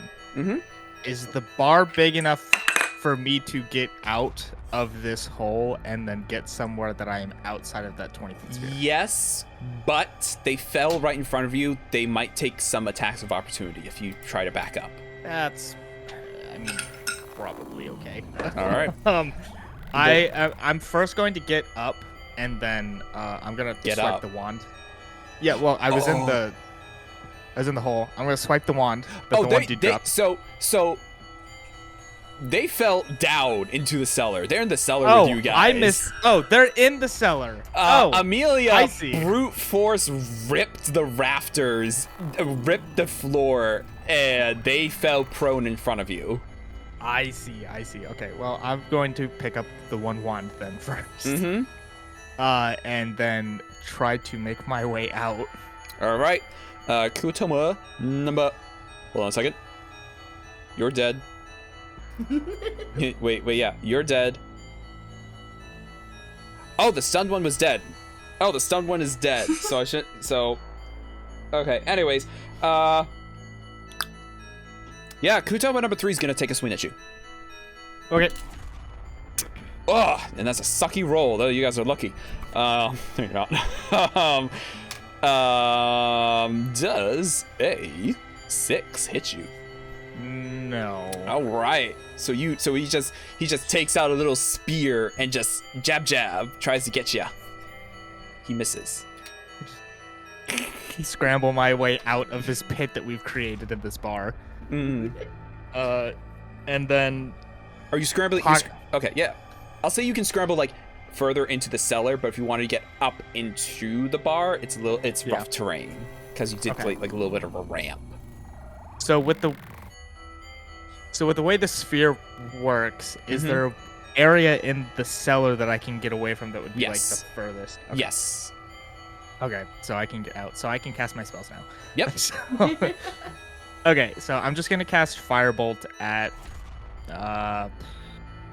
I guess the one that Amelia attacked. There. It's taking damage. Yep, that's correct. Yep. All right, go ahead. That's gonna be 13.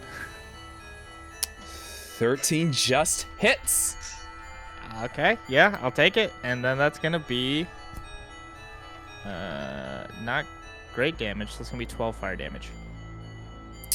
How would you like to barbecue this sucker? Just straight to the head. Looking like Just a little bit of silent crackling fire. Looking like freshly baked plate of fish and chips. You just incinerate this fool's head. One standing. But it is back to Halara's turn. How badly is this one? Untouched. Oh, okay. I think she's gonna do. Yeah, she's just gonna do her quarterstaff again. All right, go ahead and roll to attack. 19. That hits. 8. All right, 8 points of damage. Takes it to the face. Of course, there's no sound, but you think he said something explicit. Also, I think I actually can do. I think I can attack twice. If you use Flurry of Blows. Oh, right. You guys are. Oh, yes, you're 8th level. Yes, you do have a second attack. Okay, I'm gonna do the same thing. All right. You go ahead and roll the attack. 21. 21. All right, that hits. Go ahead and roll some damage. 7. 7 points of damage. He's not looking too great. 2 solid hits. Anything else? Good. I'm gonna do the bonus action, and All I'm right. going to punch him in his stupid face. All right, go ahead and roll the final attack. 24. That hits. And then 7.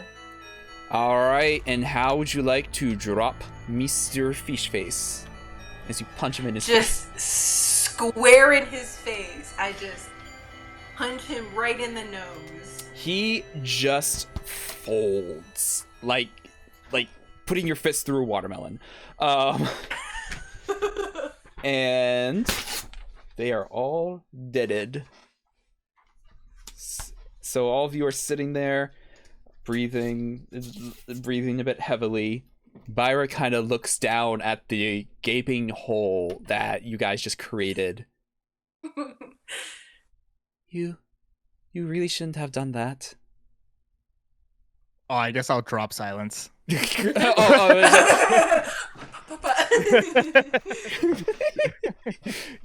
really shouldn't have done that. Save your Why is life. Oh, it'll be fine.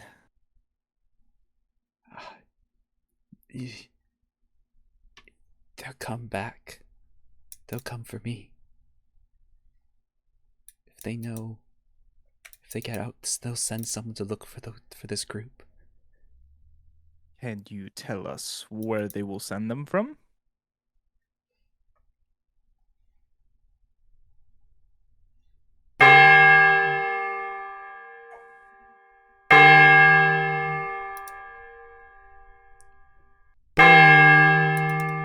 What is that? Yeah, I'm just gonna run outside. She stiffens, and you run outside, and you look around. Just a bell you just hear reverberating around the forest, and you try to get a bead on where it is, and you see it's coming in the deeper section past the closed gate.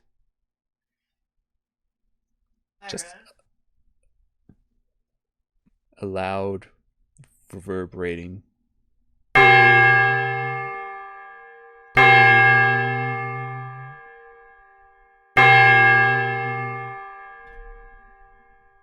Yeah, Leodin will wait for the others to come out.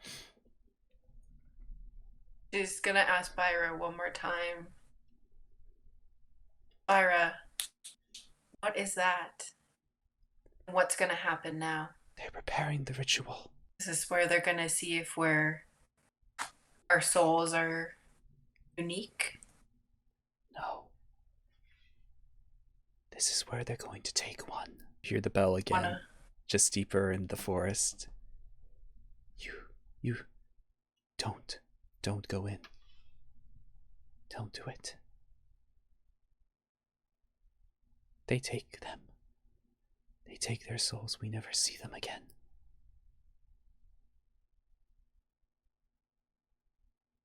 The bell keeps going. Well, not to shatter your illusion or anything, but we just killed 3 of them. I think we'll be fine. Oh, so sorry about the floor. And then she'll just run out. I will pay for it.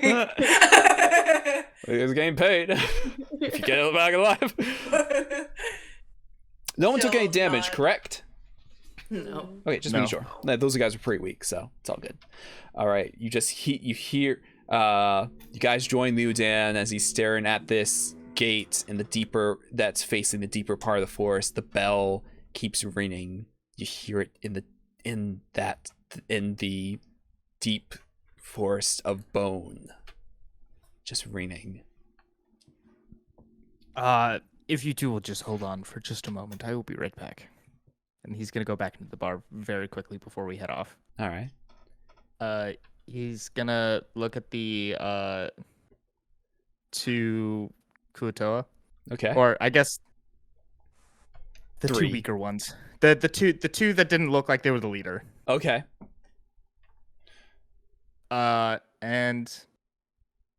I'm gonna cast Animate Dead. Whoa! You suck. Was a spell entail, Ben? Leodan. So I am going to. Normally I can only target one, but I'm just gonna go ahead and cast this at 4th so I can get both of them. So I target 2 medium or small humanoids within range. Are they considered humanoid? Oh, that's a great question. Yes, they are. They are humanoid? They are Okay, humanoid. great. You're lucky. I'm gonna make them my 2 little zombie boys. Are they considered?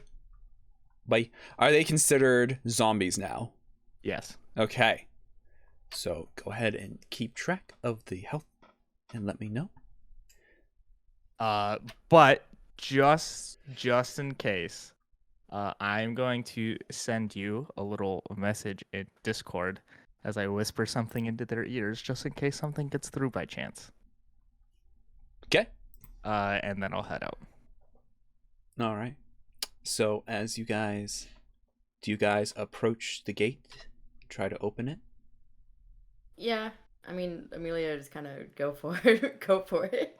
All right. Oh I mean, okay, to clarify, there will be one moment right before she goes to open the gate where she will pause just to make sure everyone is okay with her going, like, opening it. Yeah, sure. Why not? And then she'll just straight up open it. Well, attempt to. It is just a rougher looking path going into a much thicker forest. And you can't really see too well. I think we should just continue on. Can Hilaria just kind of observe the surroundings just to see if anything's a little funky? Go ahead and roll a perception check. Okay. I will join you in that. All right. Giving her advantage or rolling your own? I'll give you advantage. All right. Okay. So I got, let's see, 19. You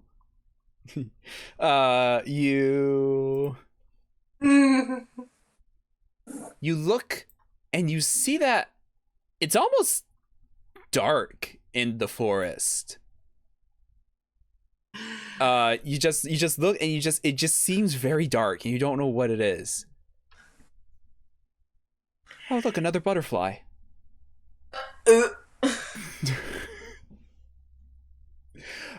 Do I, by chance, and maybe it's just because of the role, do I might know of this darkness because of the vision that I got?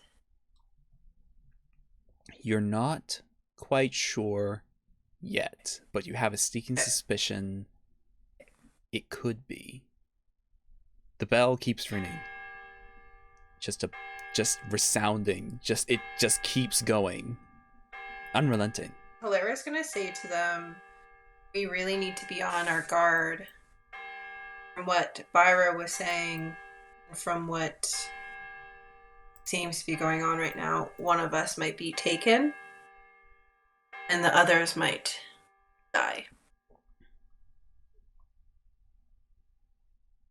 Nice note of confidence. Well, no offense, but I don't believe I will be the one that dies. And Amelia will skip forward. Love her confidence. All right. As I skip forward, I would like to actively be looking for stuff. All right, go ahead and roll a perception check. Okay. She's trying to look nonchalant, but... All right. Oof. 14. Okay. You're skipping.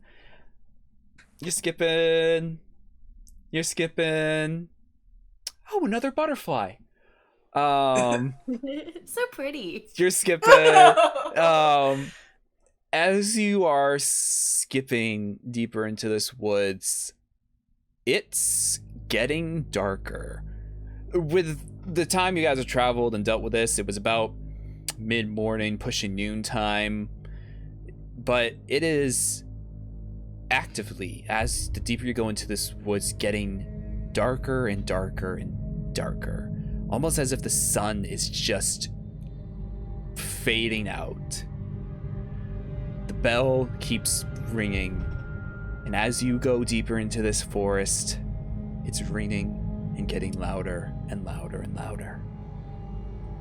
Finally, you come into a break in the steep woods, into this large encampment, a collection of small, medium, large, extra large yurts dot all around this little encampment. You see Kuatoas rushing towards the center, and you see this giant structure. Imagine a pyramid that's basically flipped upside down. The point in the ground and the slopes, the ramps, the slanting upward to the sky. And in it is these jagged pieces of wood, almost as if someone took basically just logs and branches and whatnot and just jammed it into a pyramid shape. What stands out, this absurd, weird structure stands out, but stands out to all of you as well, is that the wood is a darkened black. The bell is coming from this structure, and you see the Kuatoas rushing toward underneath one side of it, where you see a post. On the post, tied up, is an Aarakocra, wearing a simple city guard outfit, just struggling, trying to break free. The Kuatoa surround this post, and they're chanting. Does anyone speak Undercommon? Nope. So you just hear them chanting and chanting in unison. Beyond the post, you see a flash of light as this priest-looking Kuatoa, wearing one of those large headdresses, black and purple, flowing, noble-looking robes of a similar black and purple shade, just start walking forward. He approaches the post, and he waves his hand around as a ring of a sickly green flame surrounds him and this post. And he cries out in common this time, so you guys understand, addressing the Aarakocra. The Gatherer accepts all souls, but yours is of great importance to him. Now, your soul will be collected and purified, so it may be lost my place. So it may ascend to perfection to join the Gatherer in the stars. He pulls an object out from his cloak, what seems to be a glass tube, and he raises it with one hand, and the other hand he starts making these different symbols, different gestures, everything. The sickly green fire starts to spin around him faster and faster. The Aarakocra is struggling, screaming, crying out to be let go. The Kuatoa surrounding them, just chanting faster and faster. Then finally, from the Aarakocra, you see these trail of light just pouring out of his eyes and mouth, a light of a golden yellow, as it starts to twirl around with the fire, spins for a moment, and then the circles get tighter and tighter of the lights circling faster and faster, and it spins and spins until it descends into this glass tube. The fire dies, the lights go out, and the priest turns and raises this glass tube to all the Kuatoas, as now a gold ball of light is just inside this tube. They all cheer and yell and shout. The priest pockets this tube and walks back to where he appeared, and in a similar flash of light, he is gone. The rest of the Kuatoa, they start to break up, leave this ring that they formed. A couple of them step forward, take a spear, cut down the limp body of this Aarakocra. They grab him and they start to drag him over to one side of the structure, opposite of where, well, immediately to the right of where the priest appeared, where you see a fenced-in area. Make a perception check, all of you. Can I take my passive? Sure. 18? Yes. Okay. I just don't trust myself to roll. All good. 27. 19. All right. You all see in this fenced-in area, you make out some shapes. Something that you discern to be bodies. Hundreds of them all piled into this fenced-in area. What you also see, though, to the left of, well, to the end closest to the structure of this fenced-in blood pit, is almost like a ramp, a funnel jutting out from it. And you see, you just hear a little, as the Kuatoas approach, they throw one body in and they walk away. You guys see and hear just a little bit of a crashing noise as another body slides out of the ramp and falls with a splat into this pit. What was all of your perceptions again? 19. 27. 18. All right, Leodan. Something felt off with this whole ritual. You kind of like look, you like play it back in your mind's eye. You like think, what, why is this weird?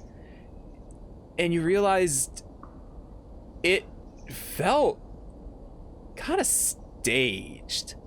So you play it back, you see the priest. When the priest first appeared where he stood, he made a motion, like almost like he was kicking something, as before he started walking. And when he did the whole waving the hands thing, making the gestures to create the flame circle, he momentarily like touched something on his hand. And then even still, when he pulled the soul out of their Aarakocra, he twisted something on the tube. It just felt off. Weird. Staged is a good word. But anyways, all the other Kuatoas start to disband, walk away, going off about their business. You see a couple dragging an empty cage to a larger yurt, to which they open up and draw the cage in, to which you hear from inside. When they open up the door, you hear some crying and sobbing sounds. It doesn't sound like the Kuatoas. They sound like some other people. What would you like to do? I'd like to go investigate the yurt with people in it. Leodan, Amelia? I'll follow as well. Same. So, hey camera, can you focus on me, please? Thank you. Foolish thing. Just trying not to be professional. There we go.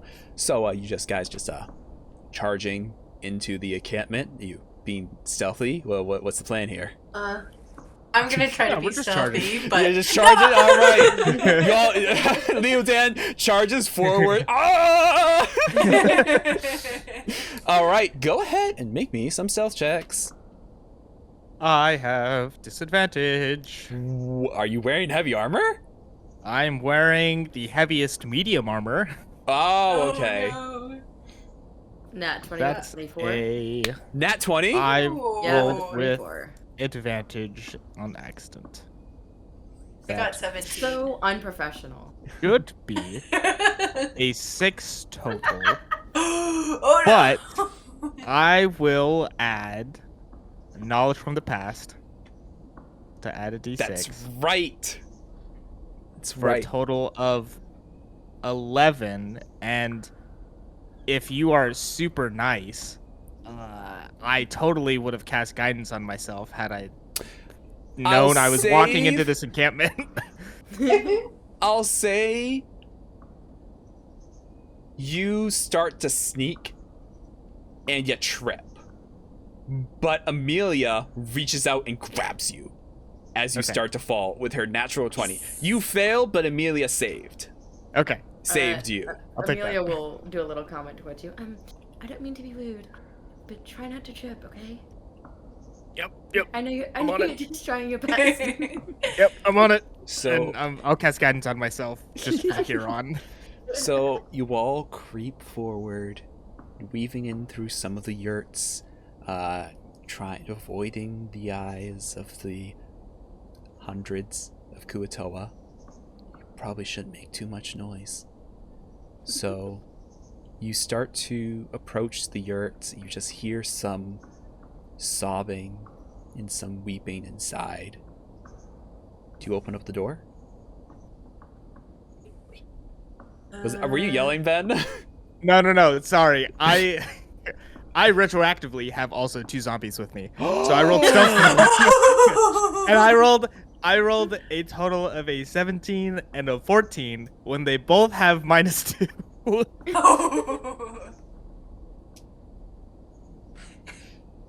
17 and 14?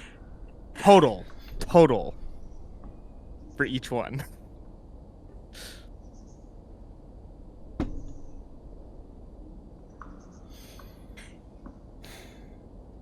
Isn't one of the zombies' heads like flying? I'm assuming he did. Yeah, probably. No, I think the one that you decapitated was the leader.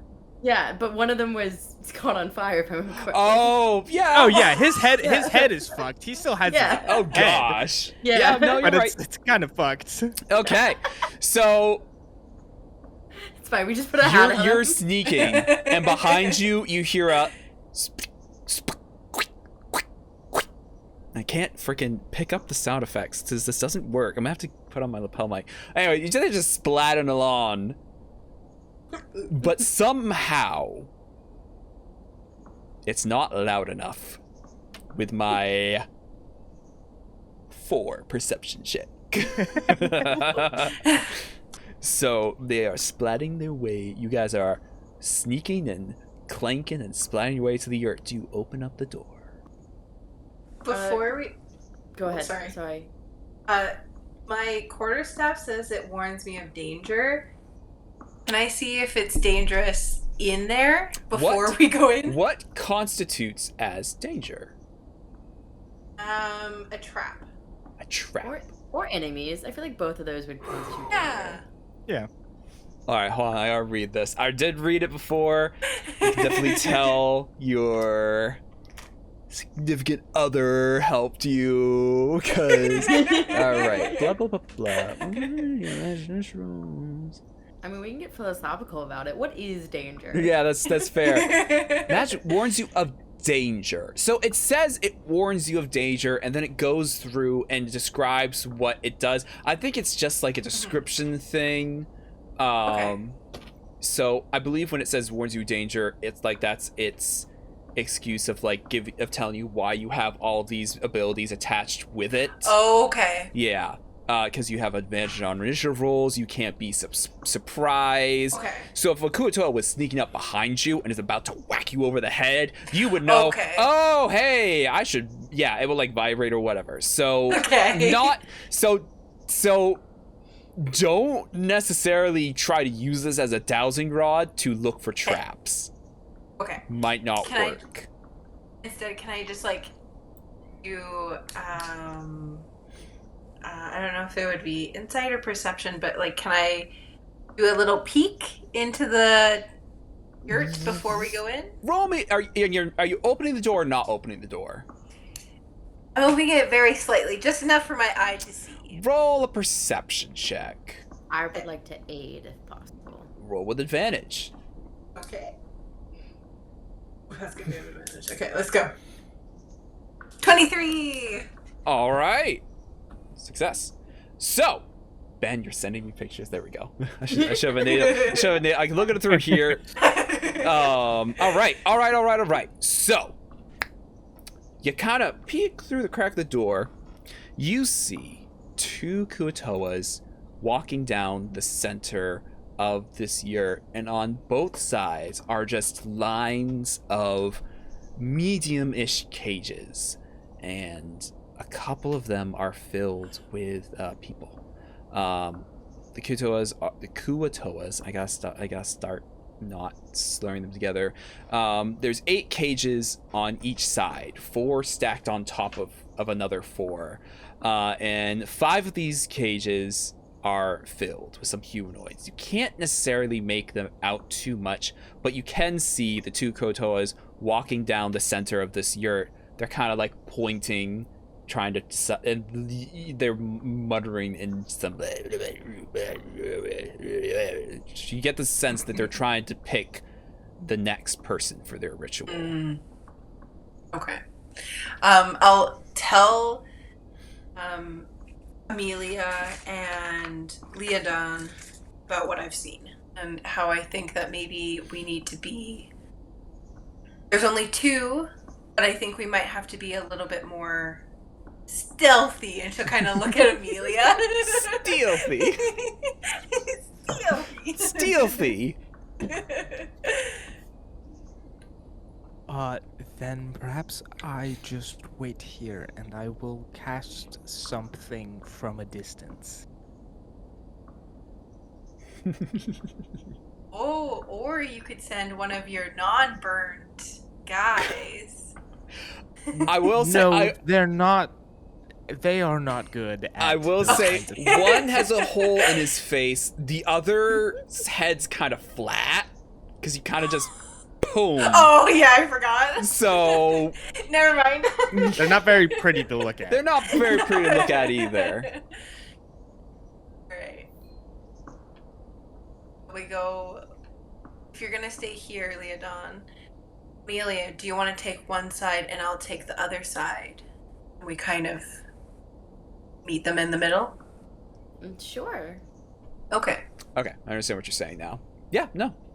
All right. So what's the plan here? I'm going to try to take one out as quietly as I can so it doesn't alert the others. So if you're taking one side or the other, one of you will be coming in front of them and they'll see you coming. The other side, you're behind them. So he's going. Ooh. Sorry, go ahead. No, go right ahead. I'm just asking who's going to take what side. Maybe I'll come in from the front and I'll stun one of them, and you can come in from the back and you can get the other one. Yeah, that works. Or I could attempt to grapple one from the back. Oh. That way, because I can hit and then grapple the other one. So yeah, why don't you start first with the stun, and then we'll go from there. Okay. All right. Coordinate when you guys line up. So I'll start going in and I'll pull the curtain. And are they facing towards me or are their backs faced away? They're kind of like pointing at some of the cages and they're looking. But if you like pull the curtain away, you say you went from the front? Yeah. So as you kind of pull the curtain away, They like go from pointing to like kind of like lax looking, and then they're just like their eyes just widen. Okay, and then I will, whichever one is closest to me, They're I will both try equal to- distance, so Okay. I'll go with the one on the right, I guess, and I'll stun that one. all right, go ahead and you have to roll to hit.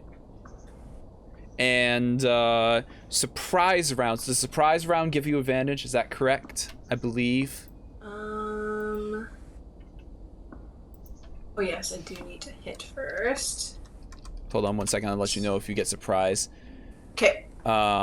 Surprised, and it really only says it from like the player's perspective, but if you're surprised, you can't move or take an action on your first turn of the combat. You can't take a reaction until your turn ends. Okay. All right. And my staff says I can't be surprised. Yeah, no. So I'm trying to figure out if you roll with advantage. It sounds like you don't, so you just roll to attack regularly to hit this guy. Okay. Ooh, 12. If a creature does not see you, so like if you snuck up on them, like kind of like for the rogue, you have advantage on that attack. But as the DM, you can rule whether or not that's only the first attack or if that's that whole round of attacks. You know what? So go ahead and roll me initiative. I have advantage on initiative. Yes, you do. Roll me initiative. Oh, that's a dirty 20. 25. All right. I'll say you timed it good enough where so you get to the other side and you manage to pull the flat back right as they're reaching like that side so that you can hit them unseen. So you get advantage with your first strike. 18. That hits. Okay. So then I will do bludgeoning. Ooh, 12. 12 points of damage. Are you stunning? Yes. All right. I'm gonna stun the one that I didn't. Or actually, no, I'm gonna stun the one I hit. So then Amelia can hit the other one. Okay. Oh, that's a fail. He is stunned. Oh, yes. All right. So you got a stun sucker. Anything else? I believe you still can take your second attack. You just start beating on him. Yep. How much damage you deal? Sorry. Oh, I did 12? 12. Okay. Yeah. All right, go ahead and roll your second attack. Yeah. Okay, let's see. Let's just do it on arm straight. Ooh. Oh. 27. That hits. And 11. All right. You boom, pam, boom, and just down this guy, bludgeoning him, stunning him, bludgeoning him again. He is down for the count and flattened. Awesome. His buddy next to him, looking absolutely mortified, just kind of looks up at you as I'm assuming Amelia is approaching from behind. Yes. Yeah, pretty much. So Hilera will just point behind him, so then Amelia can just like hit him. The wide fish eyes get even wider as he starts to churn.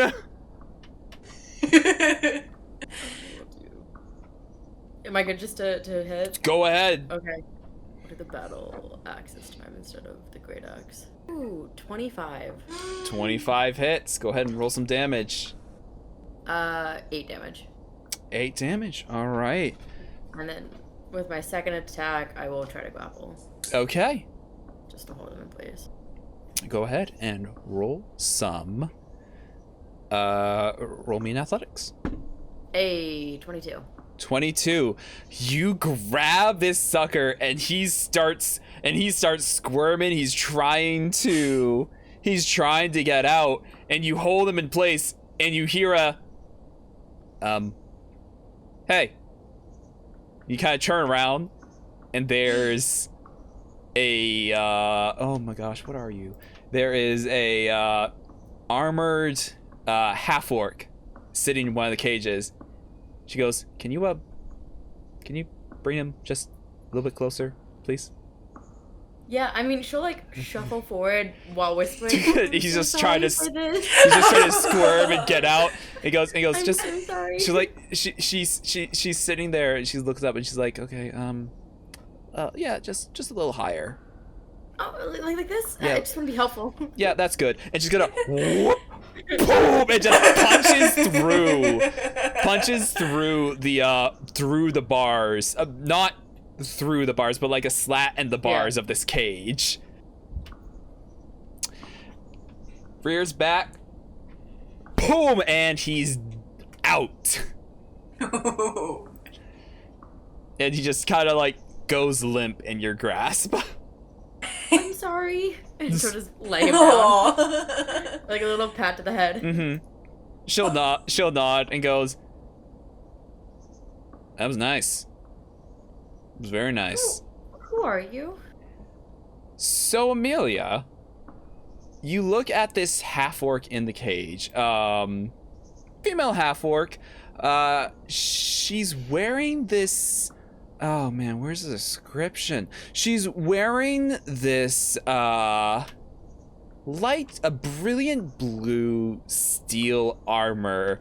You look at it and you're like, why does this look familiar? And you recognize not the armor, but the dark blue cape with the symbol of Tetra on it. As you recognize, this is one of the gifted, one of the chosen guards of the Isle of Tetra. Oh.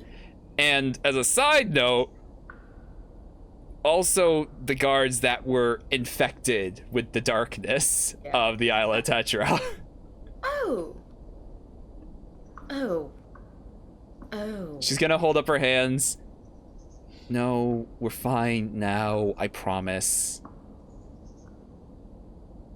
I want to believe you, I do. Look. You give me that look. It's the same look that I've been dealing with for the past, how long it's been, a month? So I've been dealing with the past month. One day, I really don't remember, and then I kind of just like wake up and not really knowing what happened or what I was doing or whatever. Look, I'm safe, and you guys kind of saved our lives here. I mean, technically I saved your life twice, but that's fine. What do you mean twice? I also got you uninfected. In a roundabout way. That was you? Yes! Wow. I am right in that, right? Sorry, Nope, no. you're right. Yeah, okay, that's what I thought. It's like before Yeah, I no, you're boldly right. claim something. Well, hi. Hi. I'm Katira. I'm Amelia. It's nice to meet you. Of the gifted. I think one of them have keys. Can you get me out of the cage? Oh, yes, absolutely. Without finding another thought, you will. Leodan, what are you doing? On the other side, you heard a little bit of a boom, and then another boom boom. Followed by Amelia going, oh. You're muted. You're muted. If there's no screaming fish people, then while he has a moment to himself, he is going to cast Identify on the wand that he picked up. Camera. Thank you. Camera. It's the drama queen of the show. I'll kill you. Okay, there we go. You cast Identify on this wand. Now that you have it in your hand, it is literally just a stick. The tip of it is pointy and skewering this eyeball. A leather wrapping is wrapped around the eyeball, affixing it tight on the stick. And on the the leather wrappings is just faint little runes. The eyeball, it's an eyeball. I don't know what more you want to tell you. It's just belonging to some humanoid. But you cast Identify, and it's a weird feeling. It's some type of dowsing rod. An identifier. And it would tell you what the perfect souls are and what is not the perfect souls. The not perfect souls shining this dull blue light, and the perfect souls glowing a bright yellow. Gold. He's gonna point it at himself. Do you invoke? Do you invoke the wand? Yeah. Sure, why not? Dull blue light emanates from the eye and on you. Interesting. He'll point it at the two Kuatoas that he brought back from the dead. Oddly enough, it doesn't work. I think it has something to do with the fact that you made their souls leave their body. It's probably fine. All right, yep, and he'll just start walking over. Mm-hmm. So, so you walk in. Amelia, do you unlock the cages to free? Oh, yeah, she's like mid unlocking cages. Yeah. So Katara stands up. That was nicely executed. You guys really should like join the Gifted. I mean, obviously, honestly, if you saved us, I think Tetra and Hilda would. Who you starting with? He's just going down the line. Who are you starting with? So start with Amelia. Amelia? You start with Amelia? Yeah. Dull blue light. Okay. All right. We'll go to the caged person. The cage person? Yeah. Bright gold. And she looks at, so she looks over and she's like, oh yeah, no, Tetra and Hilda would, I mean, if you guys save them, I'm sure they wouldn't don't mind him. He's a friend. She kind of reaches up and like kind of grabs your arm and like looks. What are you doing with this? Don't touch me! And he's going to point the wand to it's Hilura, right? Hilura, yeah. Hilura. Hilura, okay. Hilura or Hilura? Hilura. Hilera. Hilura. Okay, Hilera. okay. Yeah, so and then just point it at Hilura. Bright gold light. Not us.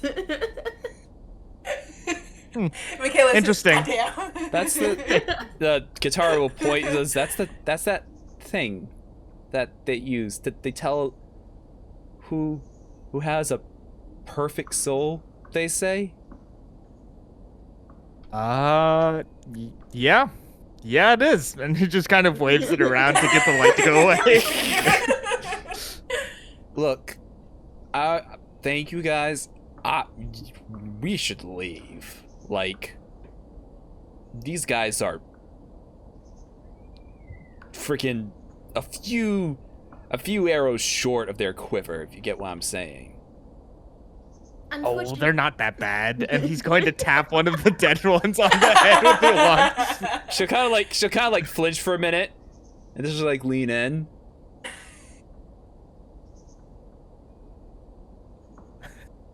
Unfortunately, we can't. You see, it's kind of like what happened on the island. So we have to take care of this. That way, we can free the people. Like we freed you. Well, like I freed you. I don't know about the other two. Oh, do you know this person? I know of their kind. They're part of the Chosen. It's the whole reason why I was brought into the Gifted. group. Gifted. Oh, I was gifted. close. I thought you meant half orc. Okay, sorry. Whoa. Hey, whoa now. What's Damn. that supposed to mean there? You're the one Furball? that said kind. Yes, What's part wrong? of the What's gifted. wrong? What's wrong with half orcs? There's nothing wrong with half orcs. Again, I'm not the one that said they're kind. Yes, the gifted. All right. Oh, okay. Yeah. No, we're part of a. I guess you can say elite force of the Isle of Tetra. You're definitely not coming. This Super elite. no, no. Look, it's just she'll turn back to you, Amelia. So after whatever it was happened, Tetra and Hilda decided that they keep the island female only. That's they want to keep it a safe haven. Okay. But They're kind. she kind of like feels around. Damn it! Where's my halberd? I'll just toss her a mace. Oh yeah. So she's like, Tetra and Hilda decided to keep it a safe haven, but they wanted to open up, trade route, outsource some of our resources, whatever, and actually, let us leave the island if we wanted to. So me and my another guard friend, we came to Nonexistia, was escorting one of the caravans of the goods. The hot spring water, for some reason, is doing really well. I guess they don't have magic hot springs on Nonexistia or something. I don't know. Anyways, we were traveling with the caravan.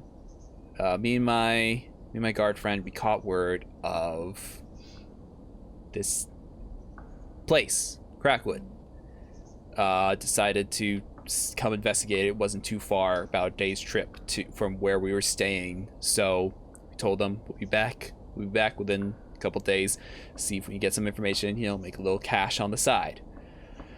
Come to this creepy place, the town, the snapping trees. So we went to that. We checked out the butcher shop. The butcher poisoned us. Gave us a sample of some of his meats, and we just locked up and was paralyzed. Then he grabbed this stone and spoke into it, and these slimy things to kick one of the corpses came and took us into here. And they waved me down with that wand. My friends, they killed her just like that, but they kept me alive. I've been here for about a week now. They've been trying to get me out of my cage, but she'll crack her, oh gosh, sorry. She'll kind of crack her knuckles. She's like, it was no easy task. I'm sorry to hear about your friends.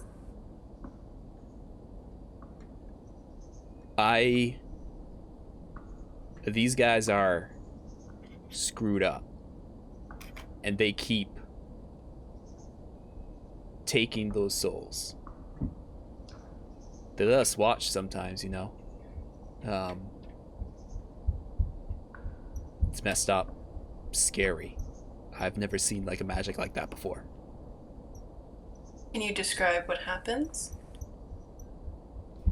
She'll wave her hand, put someone up on that post, and they freaking soul gets sucked through their eyes. They're looking for something specific. That's the only thing that you see that happens when that goes on? I mean, the priest pops out, does his wavy, weird thing. It's a lot of waving. I'm no magic caster, but it just feels it's a lot of waving.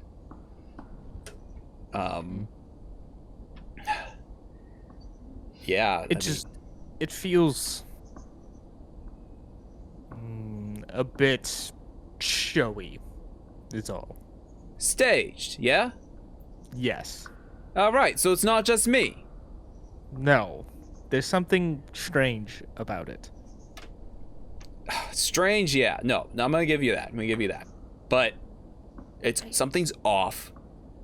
They're still dead.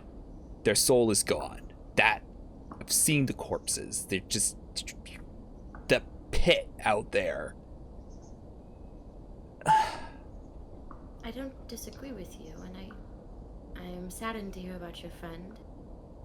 But to be quite frank, and this is going to be a little offensive, so I apologize in advance. You weren't very much better when you were cursed. So we are just trying to help them, and the townspeople, I know what they did was awful to you. But if they didn't, they would also be dead. So just keep that in mind. And to clarify, not everyone in this world is like this, I promise. Not every place is like this, and I don't want to see the island go back to their ways. Yeah. I definitely have some blood on my ledger. That's for sure. Been trying to make up for it. So was my other friend, and now she's dead. So she kind of like stand up straight. What do you do to help? What you guys need to know? What can I help with?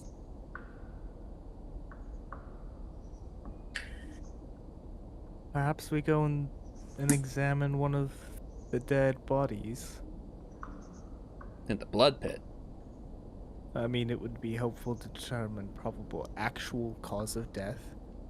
I have a feeling that simply because the appearance of their souls leaving is happening, that if it's that much for show, there's probably something a little bit more to it. Well, only one that I see doing that whole soul thing is the priest. The fancily dressed slimy son of a gun. He's the only one who does that whole ritual. And he's somewhere in that structure. Do you know if there's a pattern if he ever comes out? He comes out when they do the ritual.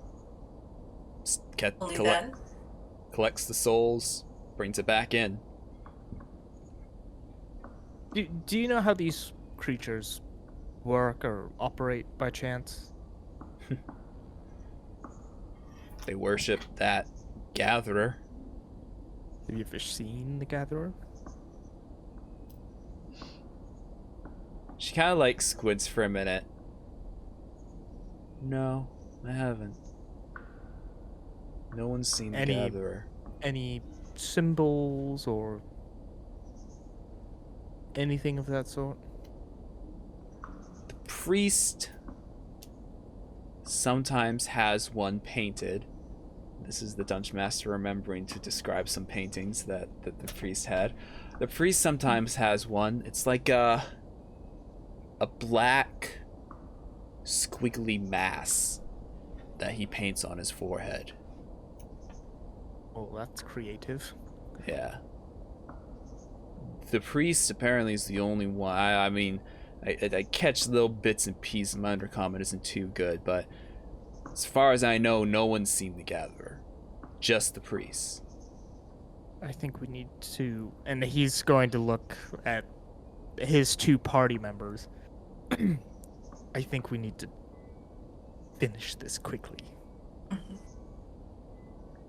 Okay. All I know is that the priest lives in that thing, that structure, and maybe that the gatherer as well. Hilarious gonna ask, have you seen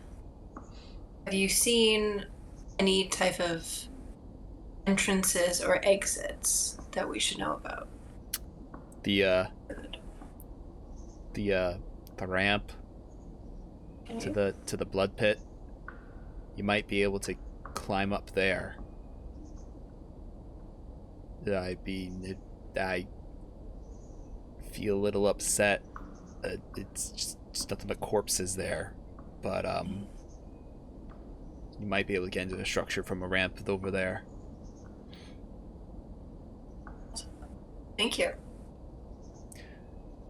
She's gonna look around at the other people in the cages, which I'm assuming you let out or just kind of like left them again. They're just like hating. They're like, please.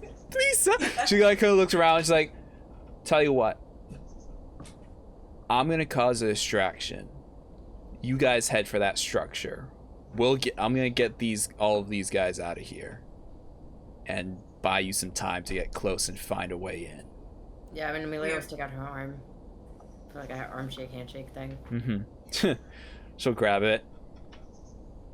Come by the island sometime. It's nice to hear. I'd love to hear about what heroics you've done. Would love to. I'd love the hot springs there. Oh, they're amazing. They are. All right. She's gonna like gather up all around. All right. Listen. You guys stay close. Don't get too. We're just gonna make a run for it. She's gonna look around. She'll like. She'll look back at like some of the Kuotoas and she'll like grab like a spear off of them. And she points to you guys. Count to 10. When I'm gonna run out. Make some noise. Get these guys out here. Count to 10, and then head for the structure. All right. Will do. All right. She'll nod, and she'll look at all of you. Thanks again. And hope I see you all again. Good luck. You too. And she'll flip and she'll like thrust her way out of the tent and just yelling and screaming, and you hear the other people, just mixed mash of adventurers and townsfolk and peasants and whatever, just following her out as she's just starts running. You hear like a stabbing, it's like some slashing and stabbing noises, just a glancing of metal against metal, and yeah, she's causing quite a commotion. We'll probably never see her again. 7, 8, 9. I think we're at 10. All right. Here we go. So, where are you guys going? The blood pit. To the blood pit. Mm-hmm. All right. You guys charge forward. All the Kuotoers are running towards the commotion, not really paying attention. You guys won't have to do a stealth check because they are focused on whatever the crap maniac is absolutely going to town. So you guys rush past them. You rush for the blood pit. The sight is awful. This is just a fenced-in yard of just corpses and corpses, and they're all just stacked on, just all stacked one another, just thrown in here. The sight is awful. The smell then hits you. Different bodies in different parts of decomposing. It's it's a little intense. As you guys approach, now you can see a lot more clearer. On the other side of this fence is a funnel, directly in the fence. It's slanted, so you have to approach it from within the blood pit to get up into it. What'd you guys like to do? She'll start making her way towards the ramp, trying not to step on too many bodies if she can. All right. Everyone, go ahead and make me a perception check. 13. Ben? 27 again. All right, well, Ben, excuse me. Leoden, and Herlera. You guys are like kind of looking all over the these dead bodies, and you notice something. A lot of them, a good majority of them, are missing body parts. An eyeball here, a leg there. That one's missing a head. A lot of these corpses are missing pieces of themselves. As you guys are walking through, you try not to look down. It is a sludgy mess. You don't want to look. You kind of like stare up. You don't want to look at the body, the rot, the sludge. There is some blood. You don't want to look at it because you just want to push it out of your mind. It just is too gross. You just try not to look at it. You just try not to think about it. You try to avoid it as it starts flying towards you. As you guys are making your way through, you see a couple of the bodies are just oozing blood, and the blood just pools together and draws together and just starts to come together in this giant pile as it takes the form of this lovely son of a gun. And everybody, go ahead and roll me initiative. And now, if I can figure out how to do this properly, if you go over in Mythic Table, you will see that there is a new map called the Pit. And all of you can go ahead and place your characters in there. So right above this beastie is the ramp. So go ahead, all of you, and roll me initiative. So I got 20. Okay.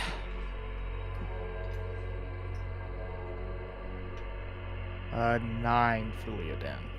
Oh my gosh. 11. All right.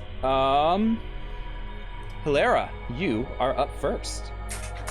Okay, so she's gonna do arms of the astral cell. Or actually, no, she'll have to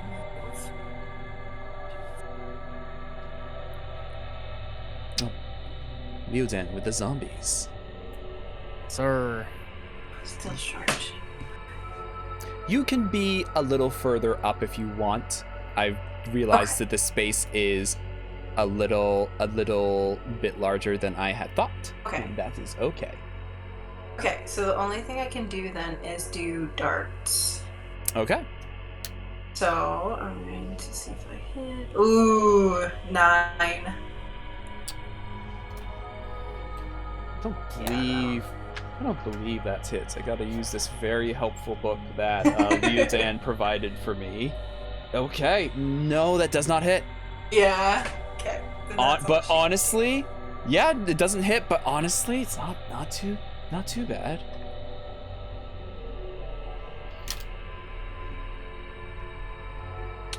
You can throw 2 darts if you have them. Oh, I can throw them? Yeah, if you have 2 attacks, you can throw 2 darts, and Oh. your bonus action might say.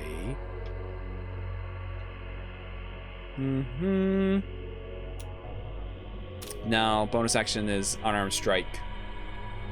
What about Fury of Blows? After you take the attack action on your turn, you can spend 1. Still an unarmed strike.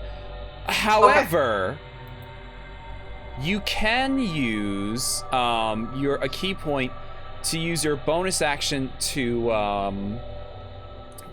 use Step of the Wind, which lets you take the dash action. So if you would like to use that instead, because this is your first time playing a monk, you can use your bonus action to speed up, to dash. Okay. So your movement is doubled, so that you can reach the blob. Okay, I'll do that. Then. And then you can take your regular melee attacks. Okay. Oh man, I set it up perfectly so I can actually see you guys on my screen. That's awesome. I love it when it works together. I love it when a plan comes together. Melee attack. Okay, so I will do...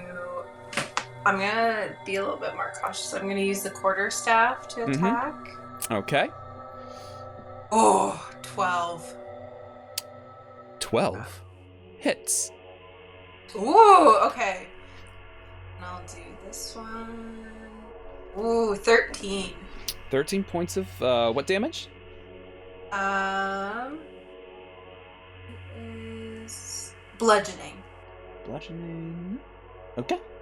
12 points of damage, you said? 13. 13, my bad. All right. You going for a second strike? I am. She's gonna use Flurry of Blows. Now, hold on a second, because I believe Flurry of Blows is a bonus action. So you use your bonus action to... Oh, sorry, yes. Yeah, to get here. So you can take your second attack if you want. Okay. So, like, take She's that... gonna... You can take the dart back and take your other melee attack. Okay, I'm gonna do that, then I'm gonna do the quarterstaff. Ooh, 28. All right, that certainly hits. Oh, and I get ooh. Advantage. Well, it says crit, because I got a crit 20. Oh! Sorry. Yeah, Sorry. no, say crit 20. All right. Sorry. So double the dice. So double the so I got damage dice. 12. All right. It's not too bad. Yeah, still good. All right. You are hitting and punching this thing. You get this. It is blood. You get that strong smell of iron coming off of it. It is this. It's like an ooze, but it is all just congealed gelatinous blood. All right. I believe that is your turn, correct? Yes. All right. Amelia. Okay.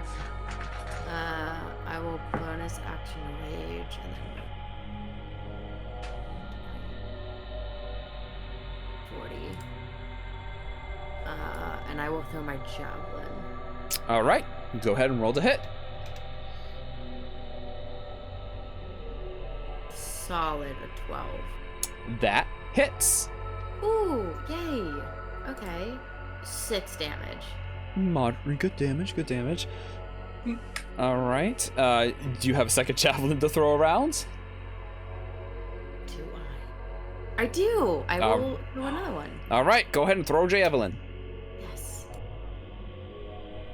I crit failed. Oh. Hey, Amelia. Go ahead and roll me a d20. Yeah, absolutely.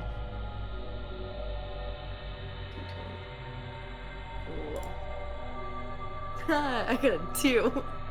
I almost crit failed again. Thankfully, barely, you miss Hilera. You trip on a body and you just and it just flies over her head. Sorry, I'm so sorry. He goes, "It's okay." I don't All right. know my thing. It is the blob's turn. It is the blood ooze's turn. And he does not like getting pummeled at by this monk next to him. So he's gonna make 2 attacks. Does a 21 hit you? It does, but I want to use evasion. Okay, so that's your reaction. You'll take less damage from this. So you are going to take. So it says if I make a dex saving throw. This isn't a saving throw. This is a. Oh, okay. Yeah. Oh, okay. Yeah, I know which one you're talking about. No, this isn't a dexterity saving throw. This is just an attack. Okay. You will take. You will take 9 points of bludgeoning damage, and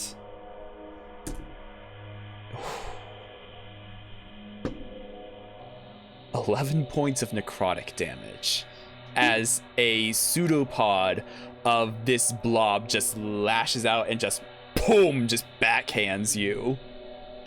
So do I half that, or I take the full 20? You You take the full 20. yes. Just wanted to make sure. You have do they have? No, that's You a don't. rogue thing. Yeah. Yeah. Okay. All right. And then I just have one more question. Ben, you gave us 5 extra health, right? Yep. All right. And we still have that?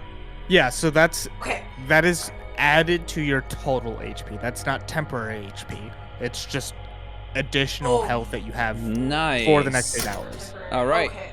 And he's gonna roll to hit you again. 21 to hit is what again? Yeah. All right. So you are gonna. Silvery barbs. Oh! Yay! Thank you! You suck. All right. Who are you giving advantage to? I'll give it to Amelia. All right. So I have to roll again. I have to take this roll or the lower roll. The lower. The lower. Okay. I mean, if 21 hits, but yeah. Does a 17 hit? Oh. No. No. All right, so the pseudopod reaches up again. It's about to come crashing down.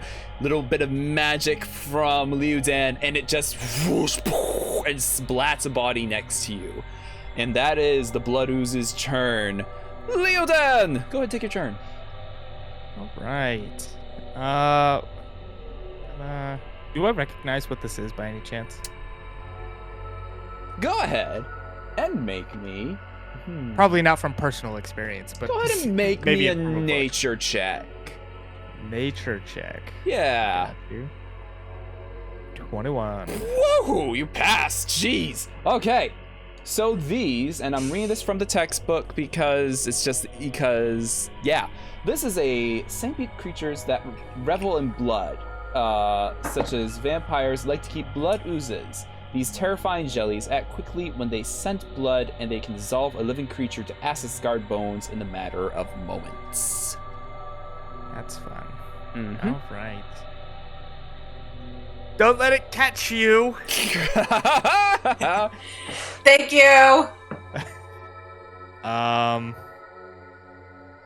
right, and I'll go ahead and I'll step a little bit closer here. And I'm just gonna shoot a firebolt from this range. All right, go ahead and roll to hit. Or, you know what? It's probably not super dexterous, so I'm actually going to cast Sacred Flame instead, and I require a dexterity saving throw. You made the right call. 14. 14? No. Ah! All right, so that's going to be a total of 14 radiant damage. Woo-hoo-hoo-hoo.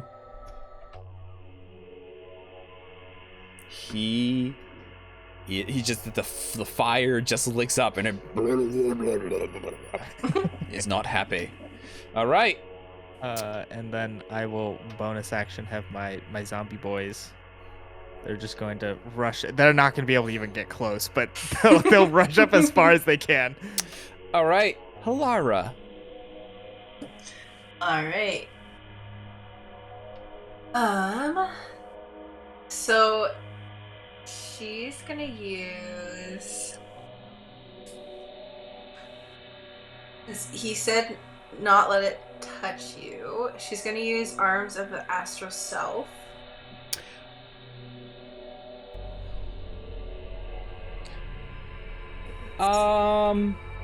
Okay. Oh, okay. That was a crit one, so 9. No, But does not hit. we're gonna attack one more time. I'm doing pretty well. I'm gonna attack with the quarterstaff. That's a 19 hit. Yes. Also, so you summon the arms. If it doesn't hit, does it still summon? No, it does. I have to make a Okay. dexterity saving throw if you're summoning the arms. Oh. Okay, then yes. Okay.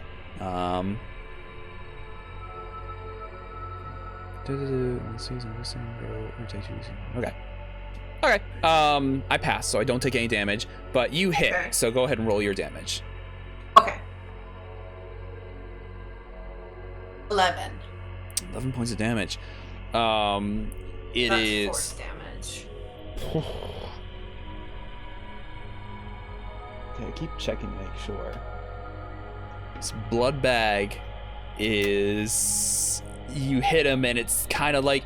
It's just like it's shaking and quivering, and it's oozing a little bit. It's like trying. It's having a hard time holding its form, but it still's got some juice in it. It's considered bloodied. Okay. Very nice. So can I attack one more time? You attacked twice already? The first one failed. Yep. And the second one and then- hit. Yeah. And you use Okay, your so then bonus action to summon your arms. Yes. Yeah. Okay. Oh yeah. All right. So, yes, that is it. Oh, wow. Those arms last 10 minutes. Jeez, okay. Have to keep track of that. All right. And then she's gonna do just yeah, she's good. Okay. Yeah, Alright. we're good. All right. Amelia. Yeah. 5, 10, 15. She'll one thing. Trying to hear. Okay. She'll whisper sorry and then she'll attack. All right. Go ahead and roll some attacks. And I'm trying to debate if I want to pull a Matthew Mercer and do flanking rules or not. I don't think I will. You don't have to. Yeah, I think I'm gonna leave it for now. I just like being. Hold on. Before I attack, let me make sure I'm actually where I want to be. Cool. 17. 17 hits. Let's go. Well, that's a really small amount of damage. 10. 10 damage. All right. She will attack again. Do I only get advantage once because of silver barbs? Yes. Yes. Okay. That's fine. Okay. Oh, that's a crit. Oh! Because I Yeah. get to treat 19s as crits. Oh my Oh, yeah? gosh! Ooh. You're a fighter. That's right. Okay. So how do we? Okay.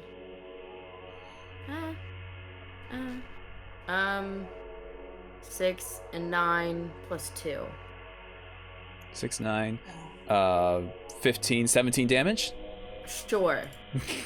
6 plus 9 plus 2, 17. Yeah. Right? Yes. Yeah. All right. Alrighty. And then I'm gonna action surge. You suck. Okay. Which you should be familiar with because I've done this I'm before to you. familiar.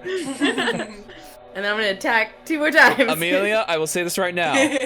You're on the verge of doing it again. And that's okay. And that is I'm okay. just saying this time it was not just me. Okay, that's fair. All right. Take your attacks. Okay.